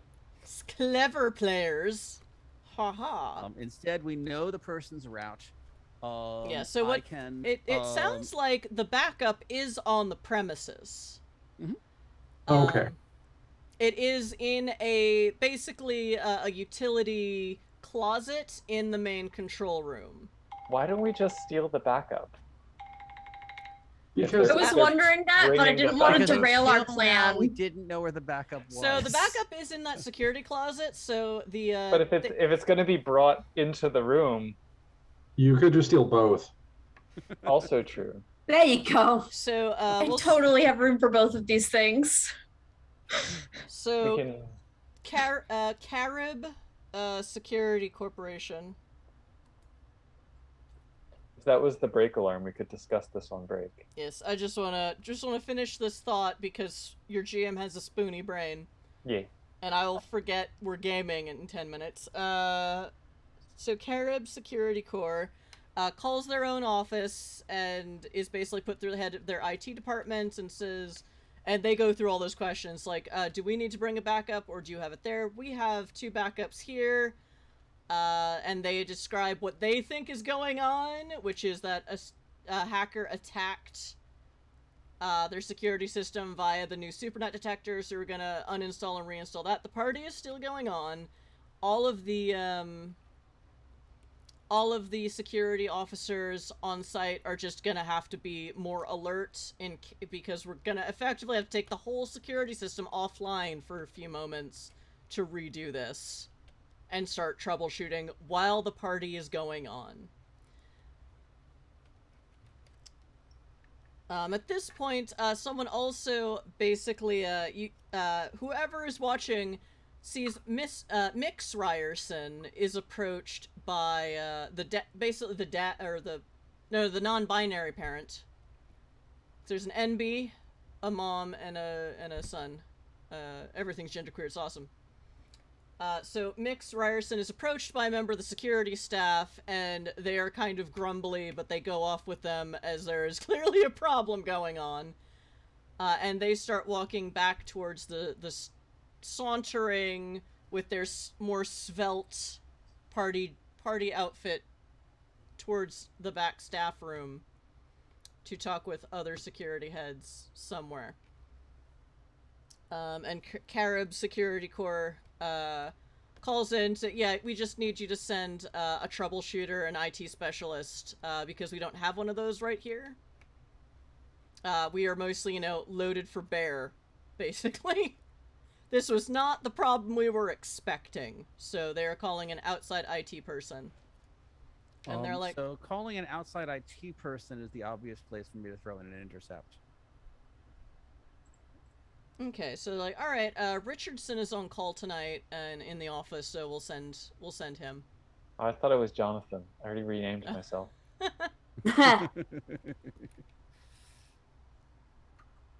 Are they sending over security credential for Richardson? All they say is check in with security at the front entrance, and we'll take you to the central room. Right. You are not entirely sure what the checking in process is, but you're pretty sure there is one, because why would there not be? There's security. And they've already had one fake security guard tonight. Named Chaos. Okay. And says, we can have him to your location in 10 minutes.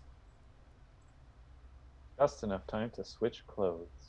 At which point, it will be 45 minutes into Eda J's set, and with that, are we good to take our 10-minute break?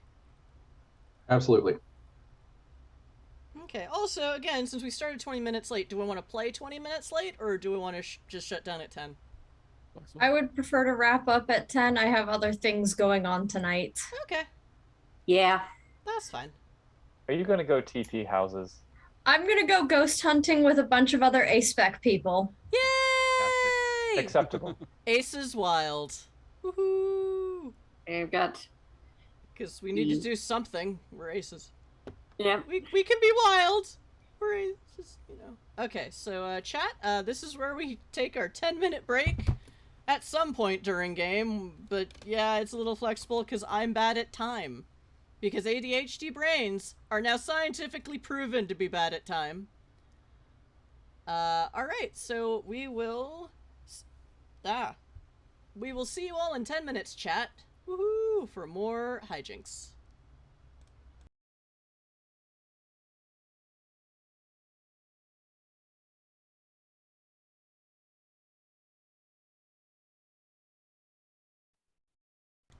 Okay, players, continue scheming while I Sure. set the timer. So we've established a bunch of different possible plans. We can't do all of them. I think Plan A was replacing the security person before they showed up.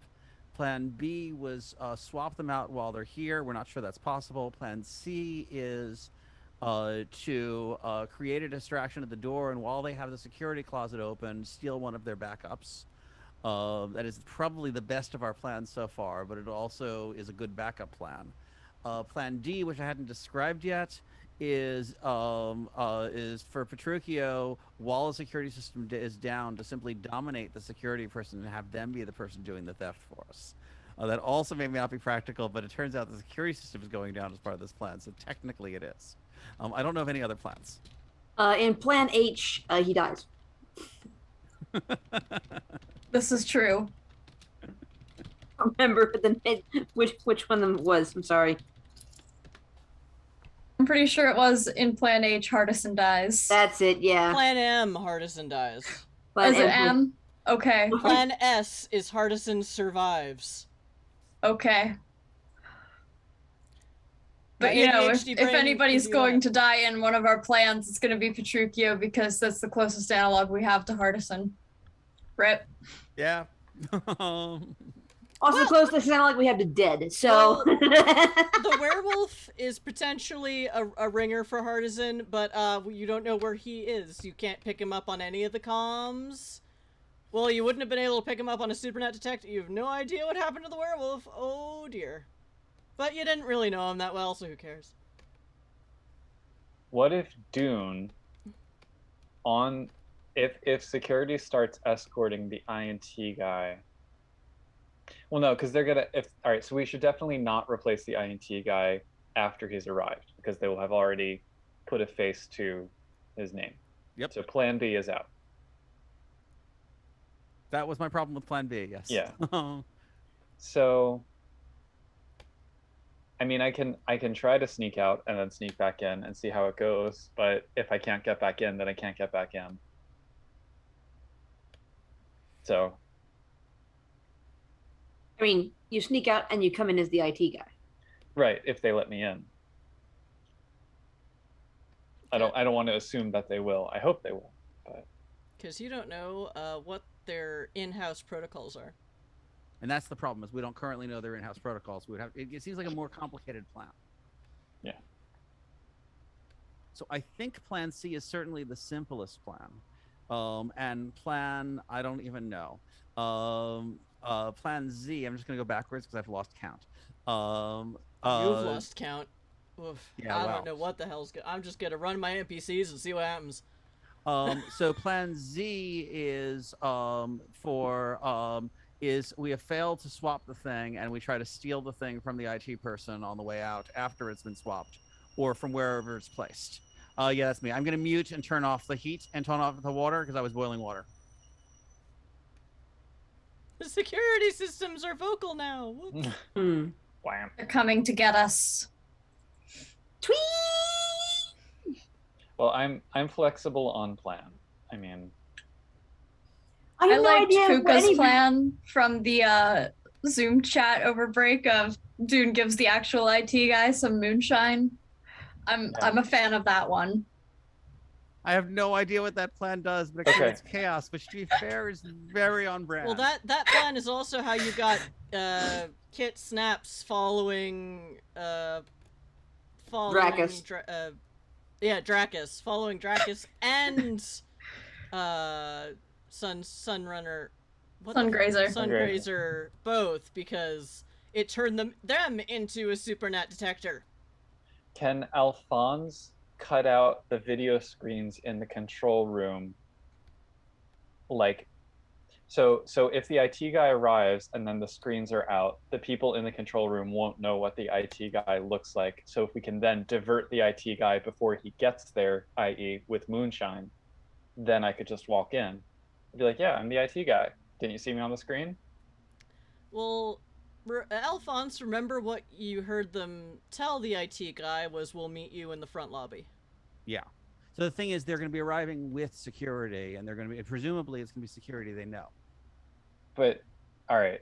So security would then, if security then walked them to the back. Then. That is my expectation of how they plan to do it. All right. Well, unfortunately, they're too good at their jobs. Damn them. See what money can buy? Money buys privilege, buys scary, but not bumbling, well, until they roll a 1, usually not bumbling security. I'll just be here in my freshly changed clothes with my fresh new alias until y'all decide what works best for you. And by you, I mean really Alphonse and Klaus, because they're the ones most in position to... Plot scheme. Yeah. I am just waiting to be told what to do. You, before you changed, did you let the captain know what was going on? Basically, I don't think the captain knows much of anything that's going on around him at the moment. And the What's captain going on with the captain? is still flanked by a security guard who is happily to not be paid attention to, you assume. The captain was really hot. Before everything started going on fire, there was a specific local thing with the captain. Is there something Hey, is there some reason Masterson's not picking up his phone? It's been 45 minutes. He hasn't said anything. That's weird, right? It happens. Don't worry. Bubble around him that extends for a good 10 or 15 feet. Yeah, actually, the crowd is kind of thinning out around Masterson because it's just hot and they're overheating and they're going further away, except for that one security guard who is both there to stay with the one person they know pings the alarm, but also trying to figure out, like, is something on fire? And who's now sweating into their lovely custom tailor-made... You absolutely cannot see it through the suit, but yeah, where their skin is showing, they're a bit glossy. She's a bit glossy. Meanwhile, so it's about 40 to 45 minutes into the set, and Reese, you hear a oh no, coming from your right. I look over. There is inexplicably a puffy little Pomeranian dog who's just sort of sitting on your bar, like, very happy to see you, wagging her tail. No, see... The problem is that there's no dogs allowed on the food service surfaces. It's not sanitary. However, if you would like to take a seat on the bar stool, I would be happy to serve you. Wags her little tail. And she kind of, like, puts her paws up like she's standing on 2 legs, like she wants to be picked up. And she's, like, clapping her paws together. I will pick her up in one hand, because Dylan's a big guy, like, and put her on the bar stool. She is happy on her new throne. You see she has an actual diamond-studded collar that is so studded in diamonds it doesn't really have a color underneath, it's just diamonds. I will fill a shot glass with water and put it in front of her. She looks at the shot glass and just looks kind of like you would. Like, is that it? My apologies, you are correct. I will take the shot glass away, get out a scotch glass, put rocks in it, and water on that, and give that to her with one of those little like black coffee stirrers that they're just trying to make the drink look good. Is this one of those holographic cups we were talking about last time? That we actually determined that the cups were holographic, the booze was. So full of nanites that give off holograms because cyberpunk. Disappointing for the dog then. What if you give the Pomeranian some moonshine? I know what it does to dogs, and like Who's that? But she's there's a story there. and she's a small dog. Yeah, no. And the dogs do. You've met this kind of if you haven't seen a Pomeranian, you know that she's like 90% floof. Yes. And she's just like, and she sort of nods to you like, "Thank you, servant," and starts daintily lapping up the ice water. Because she has already well-trained this new servant and is a happy little princess. Thank you, Arcane the Sage got Yippee Diva Pomeranian. So I'm like, I forgot. Oh, well, she's in now. No, yay. Yeah, no. Dune knows what this does to dogs, and he also knows that the Pomeranian. But when he picked her up, it's like, if I shaved this thing, it would be a rat. The security's not really paying attention. You have no idea how she got onto your bar. But, well, now you have I'm now engaged in disinfecting the bar. And she's just daintily drinking her ice water. At one point, a security guard probably looks and is like, "Was there a dog there before?" And is like, "I don't fucking know."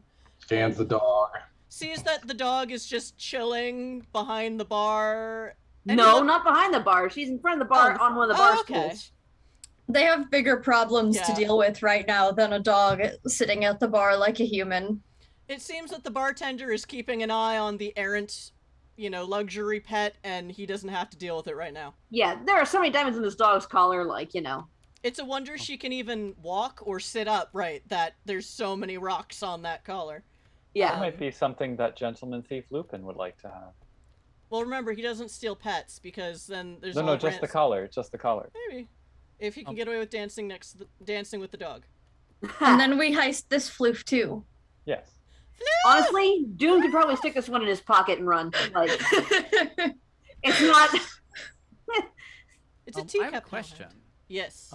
Which is, Chaos set a bunch of things on fire as part of a daring plan. He set a bunch of fire sensors off.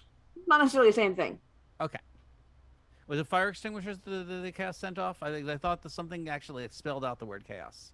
No, it's if you looked at the blips of because it's infrared, it's heat sensors. Aside from the one little blip that is Captain Masterson, you assume, you can see that on a visual display, these blips spell out the word chaos. Got it. At which point they're like, "We've been hacked."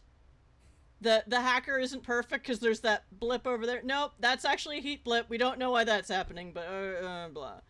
So none of the fire combating things went off. No, the fire suppression systems went off. No. None of those went off. Because those are messy, you can tell, because you can see them. That's like, there's water, there's foam, there's chemicals, there's gases. Depending on what level, DEFCON 1 through 5. And we set those off without actually setting a fire. That would be quite the distraction. There's also, like, hazmat protocols, because Red Plague is still a thing, and Anyway, back to so it's 45 minutes into the show, and so what is the plan of dealing with the IT guy or working around them? I believe the plan is that assuming that Klaus can manage to stay in that room while the swap is being done, Klaus can simply swipe a backup from the closet, not the one that's being swapped in, because they mentioned multiple backups. Okay. At which point we don't have to worry about the ones they're swapping in and out. I can just turn off the signal and clean up once they've swapped in. Alternatively, if that fails, then we have Richard Ken? Sure. Richard Sen. Richardson. Richardson, thank you. Richardson can, assuming that the IT person is taking away the swapped out device for analysis, then Richardson can try to steal the device from whatever case it's in on its way out, and hopefully they won't notice it for a few hours. Okay. But that's a backup plan. Mm-hmm. Well, as you're on the chatter and in the security system, and Craig's in the security room, and everything's on fire, they have forgotten about you. But also, like, you know, you were also being harassed by a reporter, and they're not really gonna bother you. They're very much like, what's going on? Everything's on I am fire. the most non-threatening thing in this room right now, which is funny because I'm absolutely the most threatening thing in this room right now. On so many levels. This is the fun of playing a mage. You are so many repressed minorities in this one system. Mm-hmm. Anyway, so what happens is Richardson comes in the front door and immediately meets with 2 security guards from staff. Not the ones who fucked up catching chaos.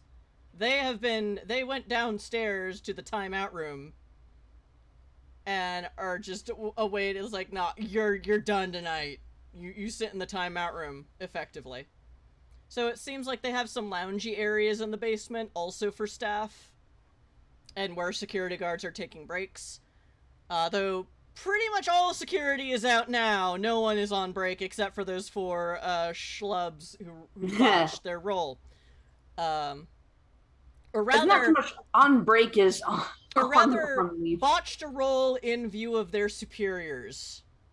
Because the one in the room with the ones in the room with Klaus also botched their role, but no one noticed. Because Klaus was being far more subtle.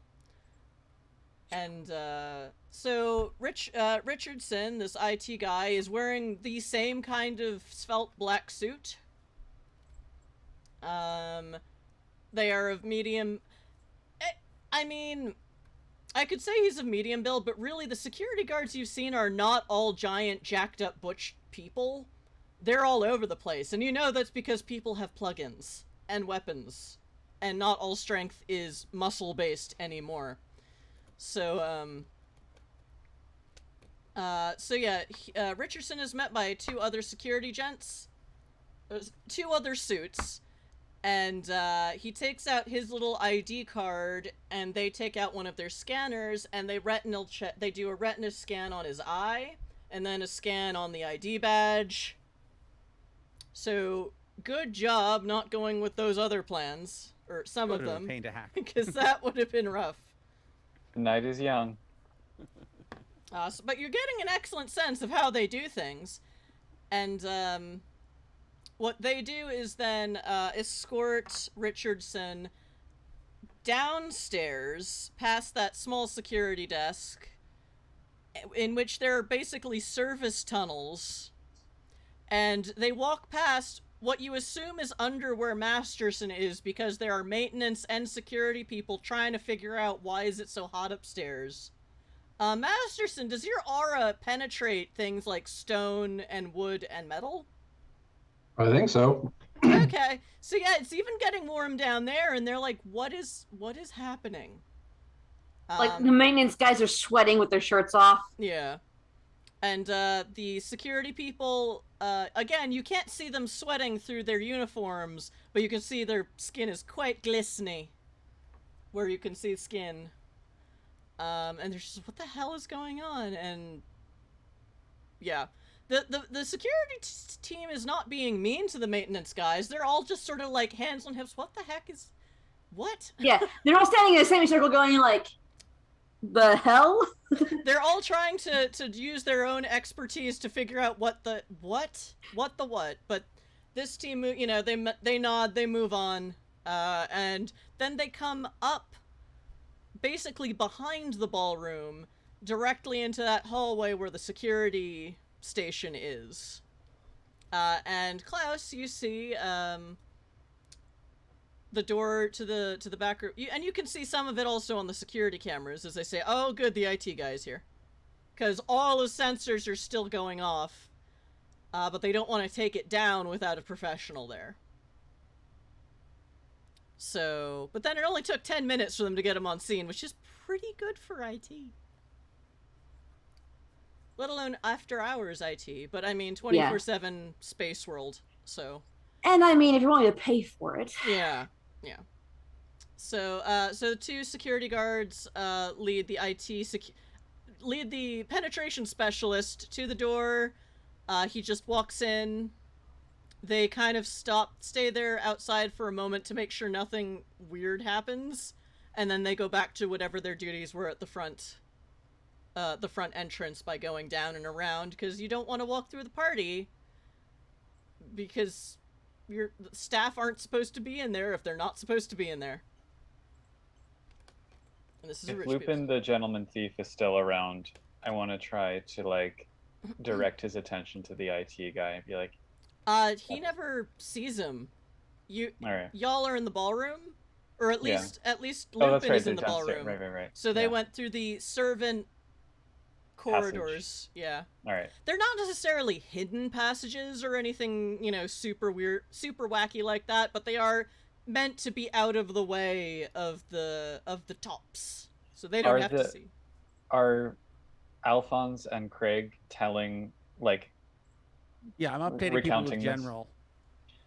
Because if that's the case, well, I guess it depends if the IT guy is leaving via a place we can see.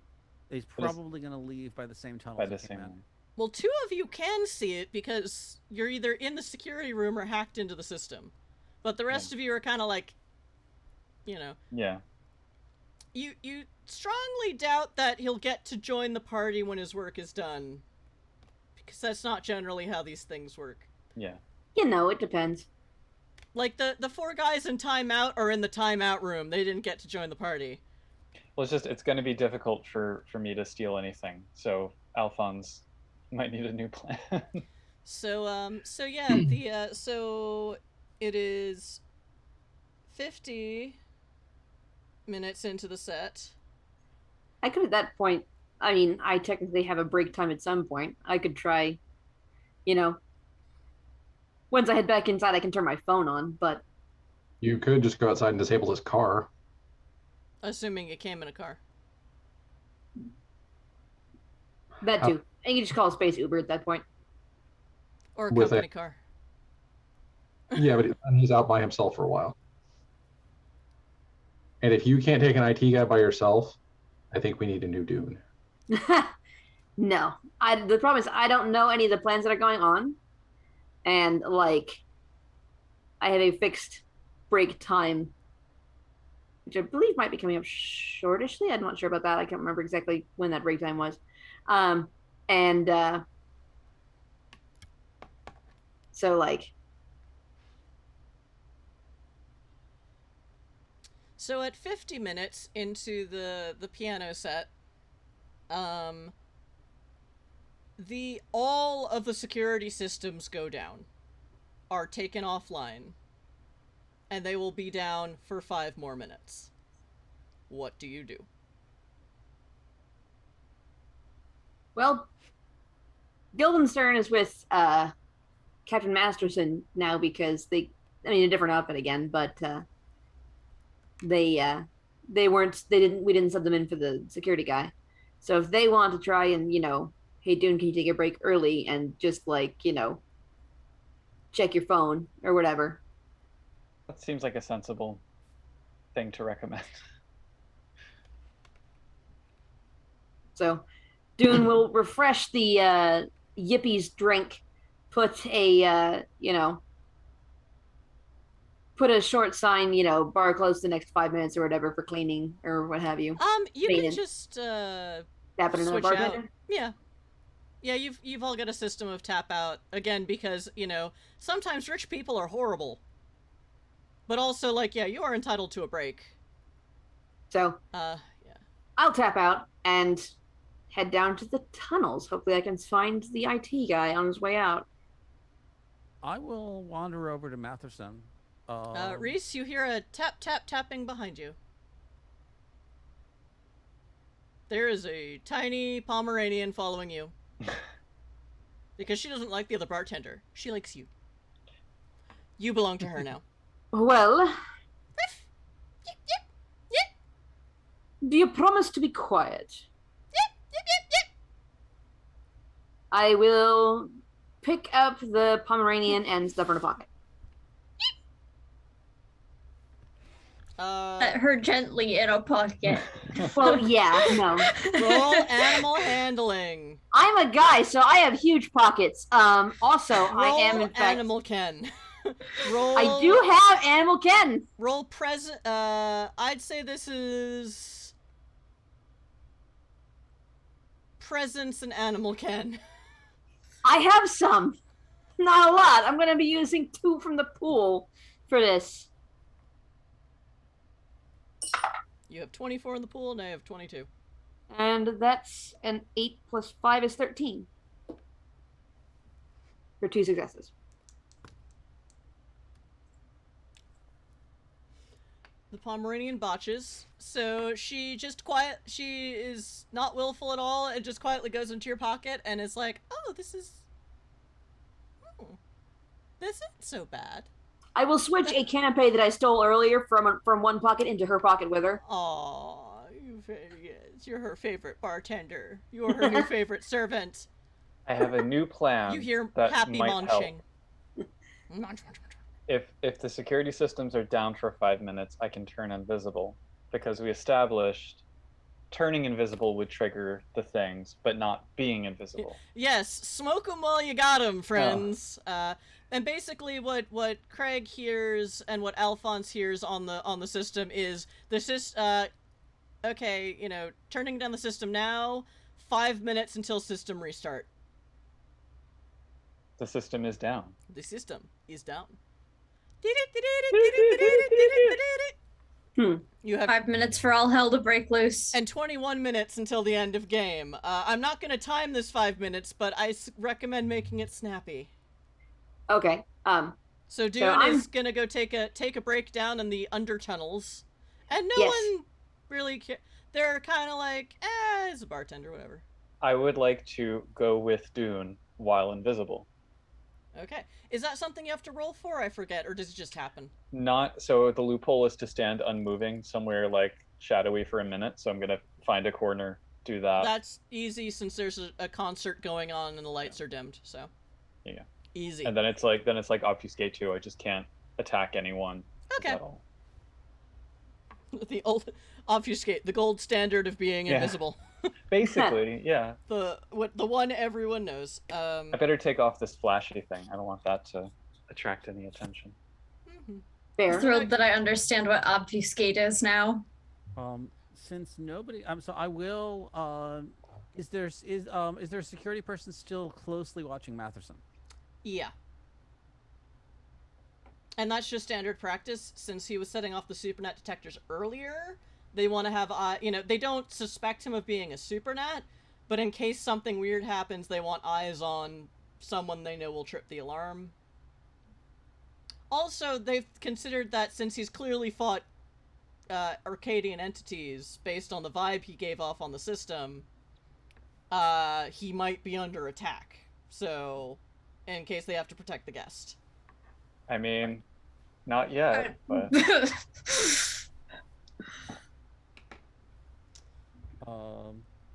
I don't know. Is there any obvious way for me to send a signal to Matherson? I suppose I could just get it within sight of him and tap at my phone. Yeah, you've technically been in this ballroom the whole time.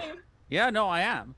So yeah, I'll see if I can get within Matherson's sight line and just tap at my phone and send a signal. Check your damn phone. The security guard is not right on top of him. She's standing like maybe 5 feet away, like a respectful distance. And also, there's not a lot of people in this area because it's so warm. Did she tell you the security system was going down for a brief period of time?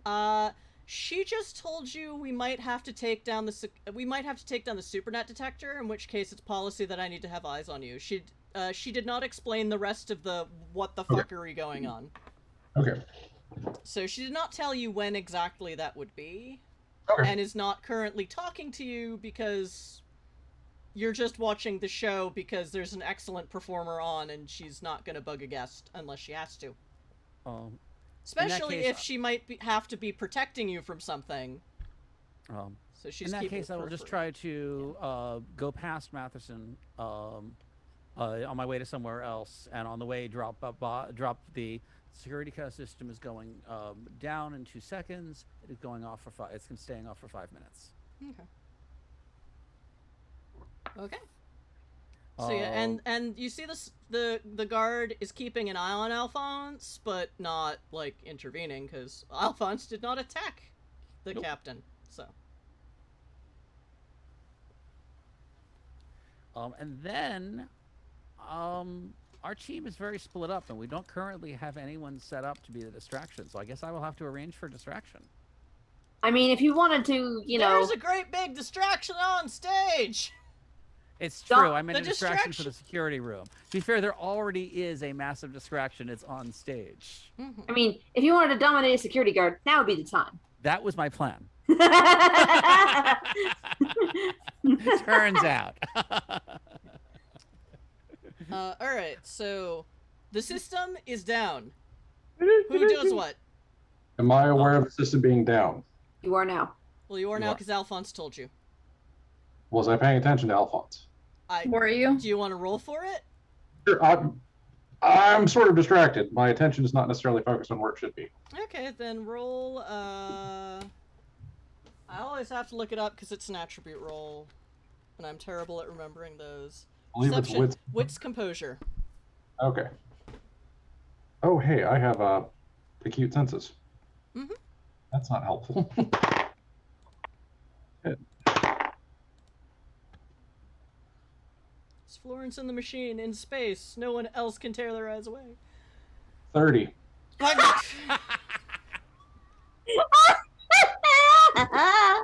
Okay. I read to my senses, and I happen to roll a 10 and then a 9. Mm-hmm. So, Yep. I'm sorry. So yeah, you not only do you see and hear Alphonse, you literally hear them coming. You hear the presence of someone whose heart is not beating coming from 20 beating. feet away. Oh, it does beat? Okay. Currently. It's currently beating. You sense someone with a slightly lower body temperature than is normal. And your nebula? Well, anyway, No. your mantle itself goes, huh? Oh, it must be our vampire friend. Or a very cold changeling. And basically, so not only that, you actually sense Alphonse coming from far enough away that you are able to pay attention to them when they are talking to you, and actually pay attention to what they say, and, not respond to them because clearly you shouldn't because there's a security guard center, and yeah. Oh, then I'll activate hostile takeover. Okay. I put that in my notes because I thought it might come up. Hostile takeover. Bypass any mundane security system. Mine now.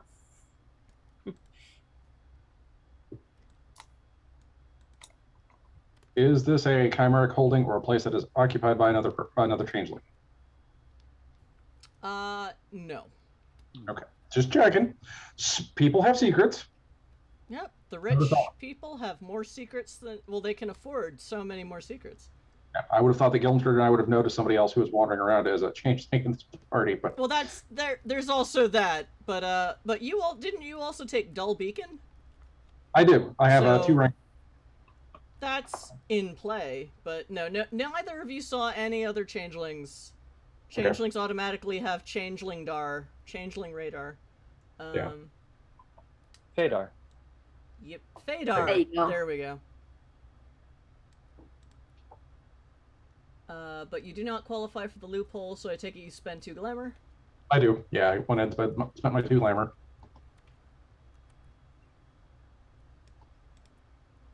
Okay.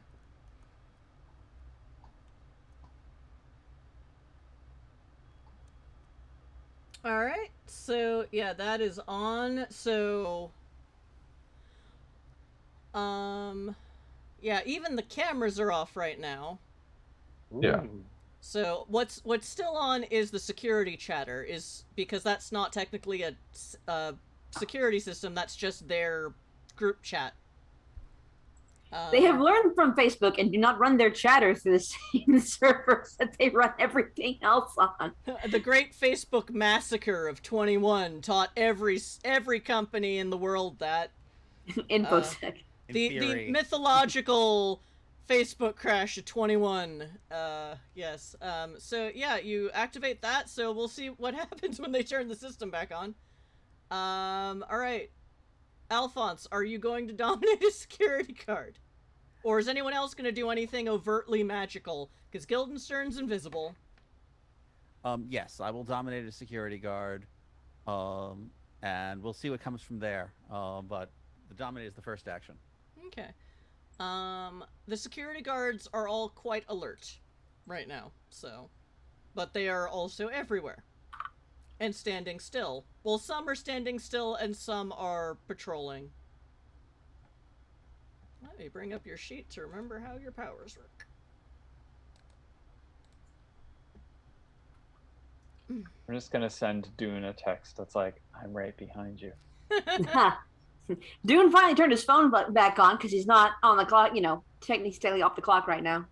He looks at it and then scrolls through the 57 text messages this entire chain has been. It's like, Okay, so it's first you mesmerize someone, then you can either do Iron Edict or Entombed Command. I forgot if you bought more disciplines. I did not buy more dominate, so I'm up to still up to level 3.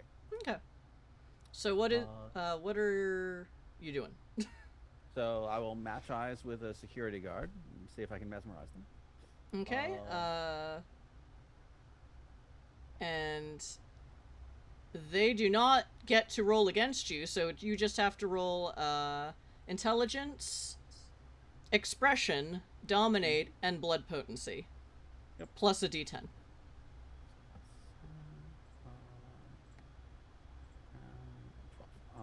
And it costs 0 vitae. Yep. So that's a 19. Okay, this lady is definitely paying attention. And she is not reporting about and she is not reporting on the chatter because you are still hacked into that. Her eyes have been mesmered. So she is awaiting your command. What do you do?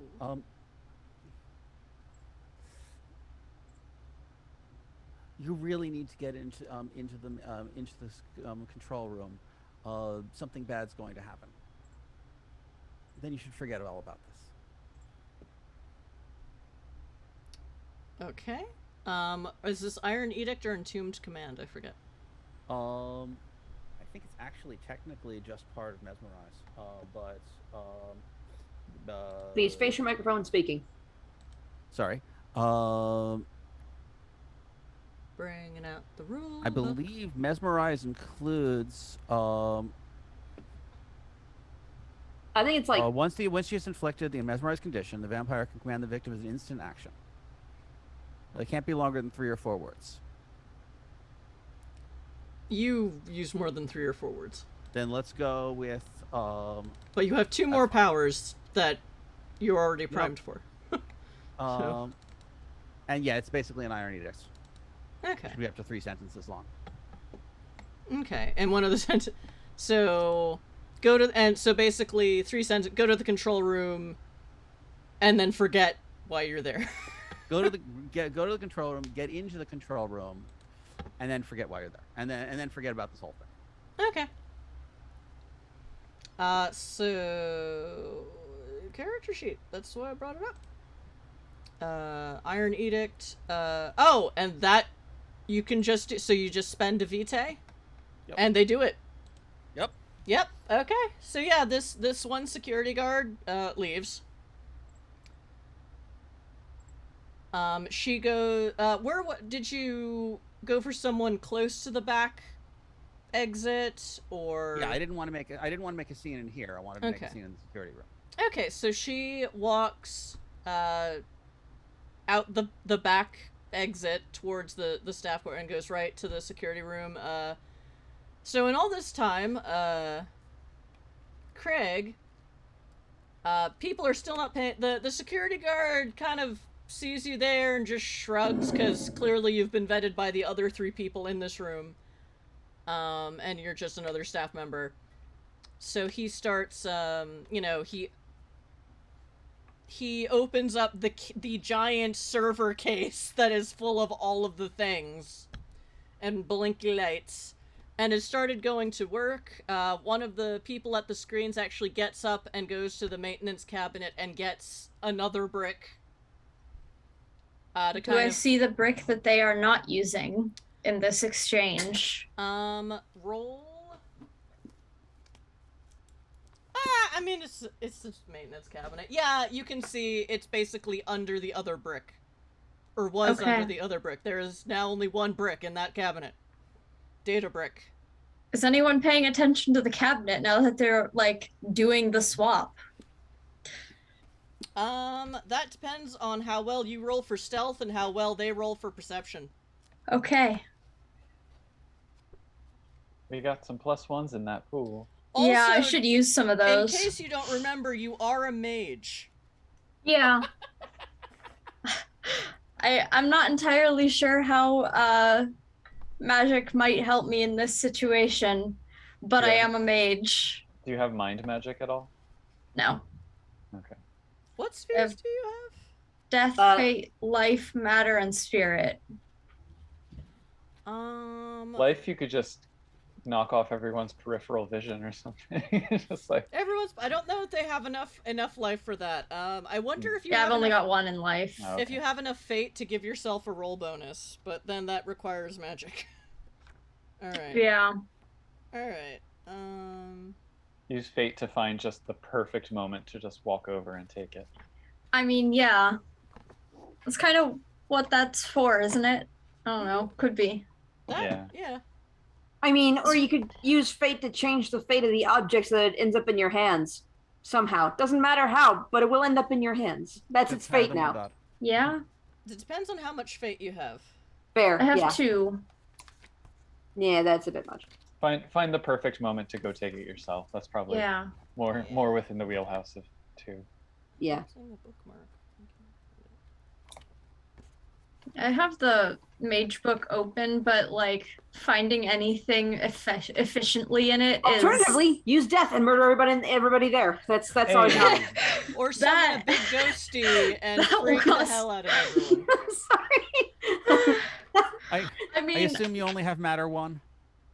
There are more. I have matter 3. Yeah. Matter 3, couldn't you just have the object, Walk itself in your hands. That's not how matter works, sadly. Turn it into vapor, and then collect the vapor. It might not. The data might not work after that.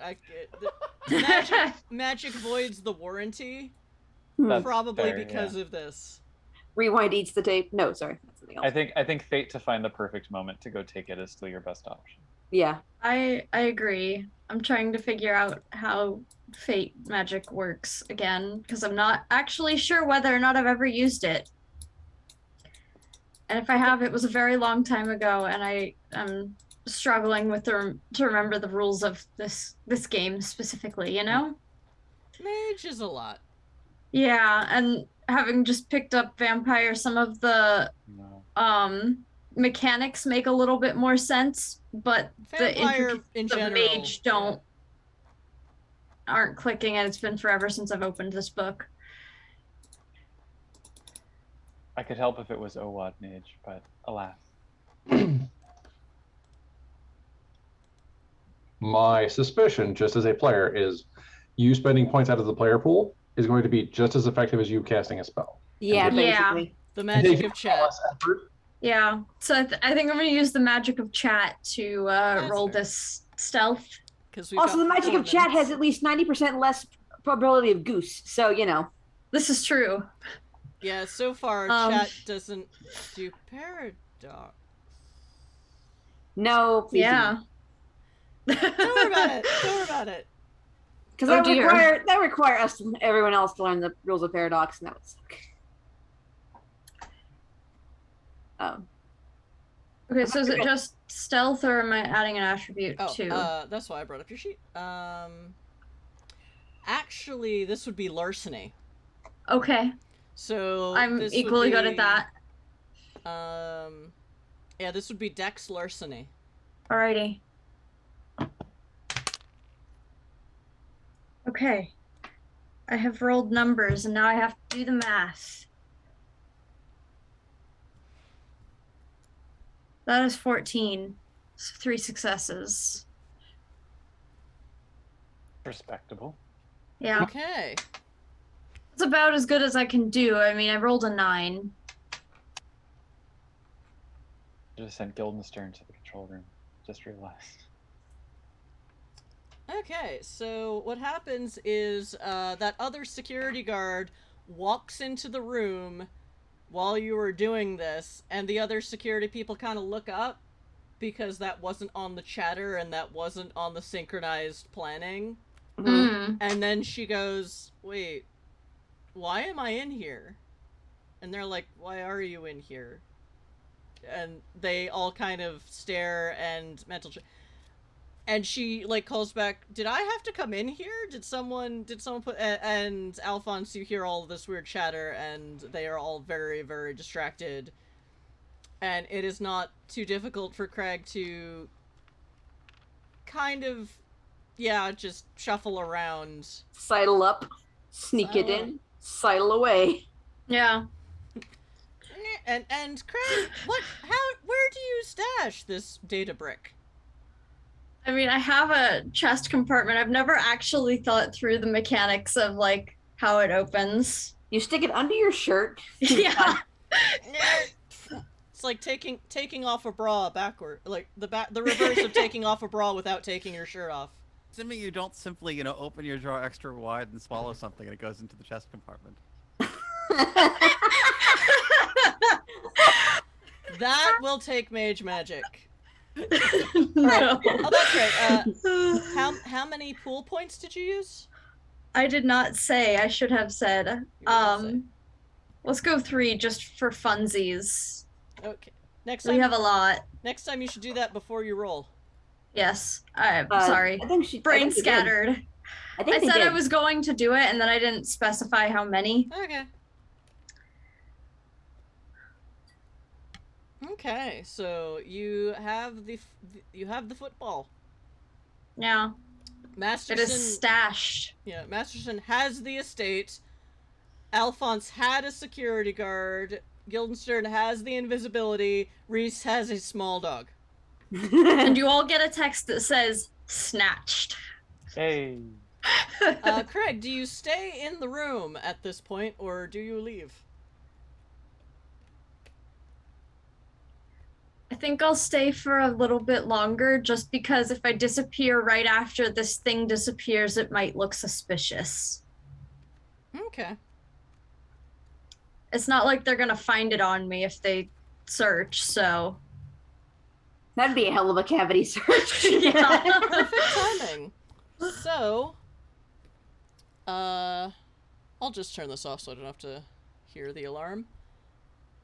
So, all of the peoples are in place. The IT guy puts the new brick into the thing, turns everything on. At 50 minutes into Etta J's set, boom, the whole system goes back on. Rosenkrantz, you're still in. It was 8 frickin' successes. You're still in. The monitors come back on. Masterson, does this also mask your heat aura? I look like I belong to the system. The system accepts me as one of its own things. So my understanding is that I could actually give it exercise a level of conscious control and make myself show back up on the monitor like nothing had happened. Okay. Because I have control of the system. Maybe not with the heat sink. Right. I will. Yeah. Okay. Now that I'm aware of what's going on, I will turn the heat back down, since I've been brought out of my attention to what I was doing. Mm-hmm. So I will cool back off. And all of this has been going on, and the rich people have not batted an eyelash, except someone has except there is still a floof going, floof! Floof! Floof! And now a lady's going, wait, where did my dog go? But other than that, no one noticed a thing. Could those of you who have hacked into the system and or taken control of the spirit of the building ensure that the rest of us also don't show up in case they turn on the passive things I again? can't do that because you're outside of my line of sight. If you guys were all close enough to where I could see you, I could absolutely make you not appear on the system. But you all scattered. So then it's Alphonse who will have to. So I can, but I will note that they have a pen tester who is in fact going to be working on the system, who's likely to take apart whatever I put in, unless it's incredibly subtle and not doing anything. They Well, do all right. when they restart the system. They because it is more it is less energy. They do just restart it on the active setting. All right, groovy. So I mean, I've left the ballroom regardless. So. There is no longer a heat sink where Masterson is, and you also hear on the it's like, oh, the heat thing stopped, so we don't know what we did. So they file that away of, you know, work out with maintenance what happened with that. And Richardson in the monitor room is packing up his svelte toolkit to put back in his suit. And everything seems absolutely fine. And Richardson, you know, gets up and takes a seat back kind of next to where Klaus is to sort of just keep an eye on things for a little bit unless things get weird again. But thus far it seems like, yeah, the Supernat detector was faulty because of that other hacker. And that is certainly the impression I intend to leave. And so, two of you are still in the ballroom when all sounds, dancing, and noise seems to stop. Oh dear. And Etta J stops halfway through a piece of music, and everyone just sort of stares into space. And the party goes completely silent. Do the sensors go off? We'll let that be what starts next game. Alrighty. That's Petruchio and Masterson are the ones still in the ballroom at the at that point. Yep. I believe. Yep. You should run. For some reason, you two are not affected by this, but you do notice everyone else in the ballroom, including the performer, is stark still and silent. Is Kip? If they are, then they are also silent. Fair enough. Because I was going to say, they got moonshine in them. Supernat detection is not Supernat immunity. Fair. That poor floof. Actually, that's the last thing you hear is, in the complete silence, floof. Oh. Well, it'll be very easy to steal now. And scene. There you go.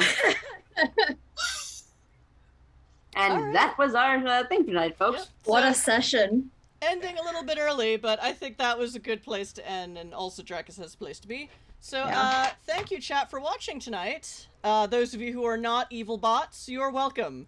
Evil bots, your days are numbered, and my mods will kill you. I hunt evil bots for fun. Yay! Also, yay, I correctly fed Nightbot today, and it did not harass chat. Yay! Yay. Huzzah! Kill the bots! Oh, hi, Multimaven. But yeah, thank you for spending channel points on NPCs, which very much helped make the story more fun for everyone, I hope. They certainly makes it fun for me, because I'm one of those weird GMs who likes this kind of thing. Like, yes. They played particularly well this evening. Yep, Fadir understood the assignment. Definitely. Oh yes. Harlan wanted to seed chaos. Well, Arcane the Sage wanted to seed chaos, and that's fine. That's also fine. That's what they're for. Troll us, it's fine. I can deal with it. So yes, I'm the GM Storyteller at Ms. Chrysala, and generally, you know, on all the social medias, and also on all the Magic Fish Radio where it shows up on social media. Because of spoony problems, my brain is melted, and that's why we haven't had indie game night in forever, because I have been unable to get that shit together, and I'm pretty much the only producer on this channel. So, hopefully next week we'll have an indie game, because we're doing that every other week now. In theory, when my body is not made of fail. And we might not have had game tonight if I hadn't written this plot like 2 months ago. So, blah. On the upside, I saw a doctor yesterday, and I see another on Tuesday, and we might figure out why this is happening to make it stop. So, send me good spoony vibes if you have them, or believe in it, or don't. Just, you know. Sometimes, thoughts and prayers are all you can do, and this is one of those instances, perhaps. But yeah, so I am your broken GM. But also, our friend John has started running a Vampire the Masquerade game on this channel, where you can see me, Dracus, and Zardoz playing on Tuesday nights at 8 p.m. Eastern Standard Time. And that is Eldritch Adversaries, and is Vampire the Masquerade 5e, or V5, but set in the 1920s. So same system, some of the canon hasn't happened yet. But we had a pretty fun first game. And yeah, and there's only one session to catch up on right now, so... Yeah. We also did a session 0 before that, so if you want to see how V5 works at varying levels of familiarity with the system and the canon, watch session 0, but if you just want to watch the story, just watch episode 1. Yeah. And that's a very... Well, so far it's a straightforward vampire game. I don't think it's going to stay that way because John likes departing from canon, and as if you couldn't tell from this game, I'm kind of into that. So, there was some bullshit going on at the end of that game, so... Yup. I mean, we just stuck with everybody flash frozen, so, you know. This is true. The party is over. Anyway, so yeah. So I'm here all the time. Watch our channel, join our Discord, and if you want to play in one-shot indie games, or run them if you're a GM of indie one-shots, talk to us on the Discord, because I still haven't figured out how to unbork the Magic Fish Radio Twitter account. Yay. And I have a lot of things to backtrack on, and well, so yeah, join our Discord. It works better than our Twitter. Bork the borking borkers. Bork the borking bork. So let's do outros while I look for someone to raid. Guildenstern, who are you when you're not invisible? When I'm not invisible, I'm Puka. I'm Pukagar on Twitch and Discord, and now Twitter. I actually made my first tweet today because I just put out a book. Yay! Yay! Huzzah! So if you A like changeling book, the other changeling, the other Fae other changeling, the other Fae meat. But yes, it's a fundraiser book. It's about Selkies. It's for Changeling 20th anniversary. Check it out. It's fun, I think. Yay! Yay!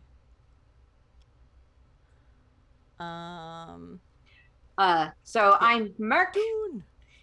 I Who are you when you don't have a small Pomeranian in your pocket? I'm Dune, the Wolfblood. No, I'm Merc. I don't have anything going on currently. This is basically all I do. If you guys would like to play some one-shots in the Savage World system, I know Pinnacle Entertainment Group is putting on a thing called Halloween this weekend, and they still got games on Sunday if you want to join in for a one-shot or whatever. That's where I was before this, actually. So, yeah, if you're interested. Yeah, it's free. The events are free. Can't tell who's streaming because ads. God damn it. Oof. Next. I'm Dracus when I'm not being the pseudo mage here. I'm in the Tuesday night game, as we already said, and you can find me on most social media as actual Dracus, just like I am in chat. I recently made another short film with some of my classmates, and that was pretty cool. It was a 48-hour film festival, so like we got prompts and stuff on Friday, and by Sunday afternoon we had completed a 3-minute short film, and I think it turned out pretty well. So I will link that in our chat here. But yeah. Next. Okay, I don't know what they're doing, but they're streaming.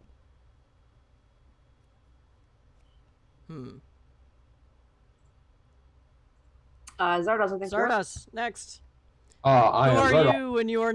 You were basically mesmerized this whole game. I'm sorry. It was great. I'm Zardoz at Once a Future Doctor on Twitter. I make games, do other things. You can find all the stuff on the Twitters. Woohoo!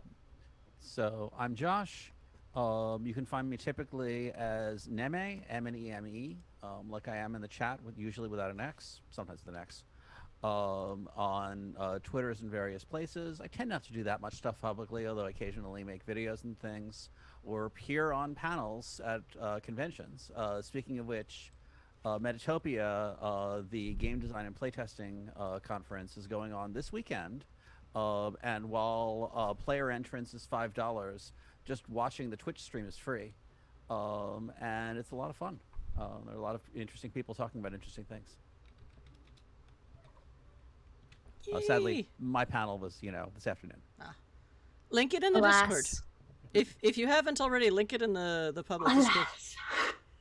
All right, we will raid Polished Cryptid because they're running It will have RBGs. Pathfinder. Well, yeah, Pathfinder. So Fair. pseudo D&D. Yes, D&D. Off-brand D&D. But still fun. D&D. Off-brand, but often said to be better than brand. Generic brand D&D. No, that's not nice. But yes, D&D basically. 3.5 ++++++. Because That's it. nobody wanted to play D&D 4. It is the IPA of D&D. All right, so why are you talking to me about goals? I want to do a raid. All right, so chat, we are raiding Polished Cryptid. Again, thank you for watching, whether live or VOD. Check us out on Tuesdays for Vampire the Masquerade, 1920s. And hopefully an ND one-shot next week if I can get my shit together and stop being sick all the time. Unless one of my regular people wants to run something, which I am all for doing. Awesome. We'll see. But yeah, so until we see you again, take care of yourselves, take care of each other, and we will see you for more distracting shenanigans later. Bye!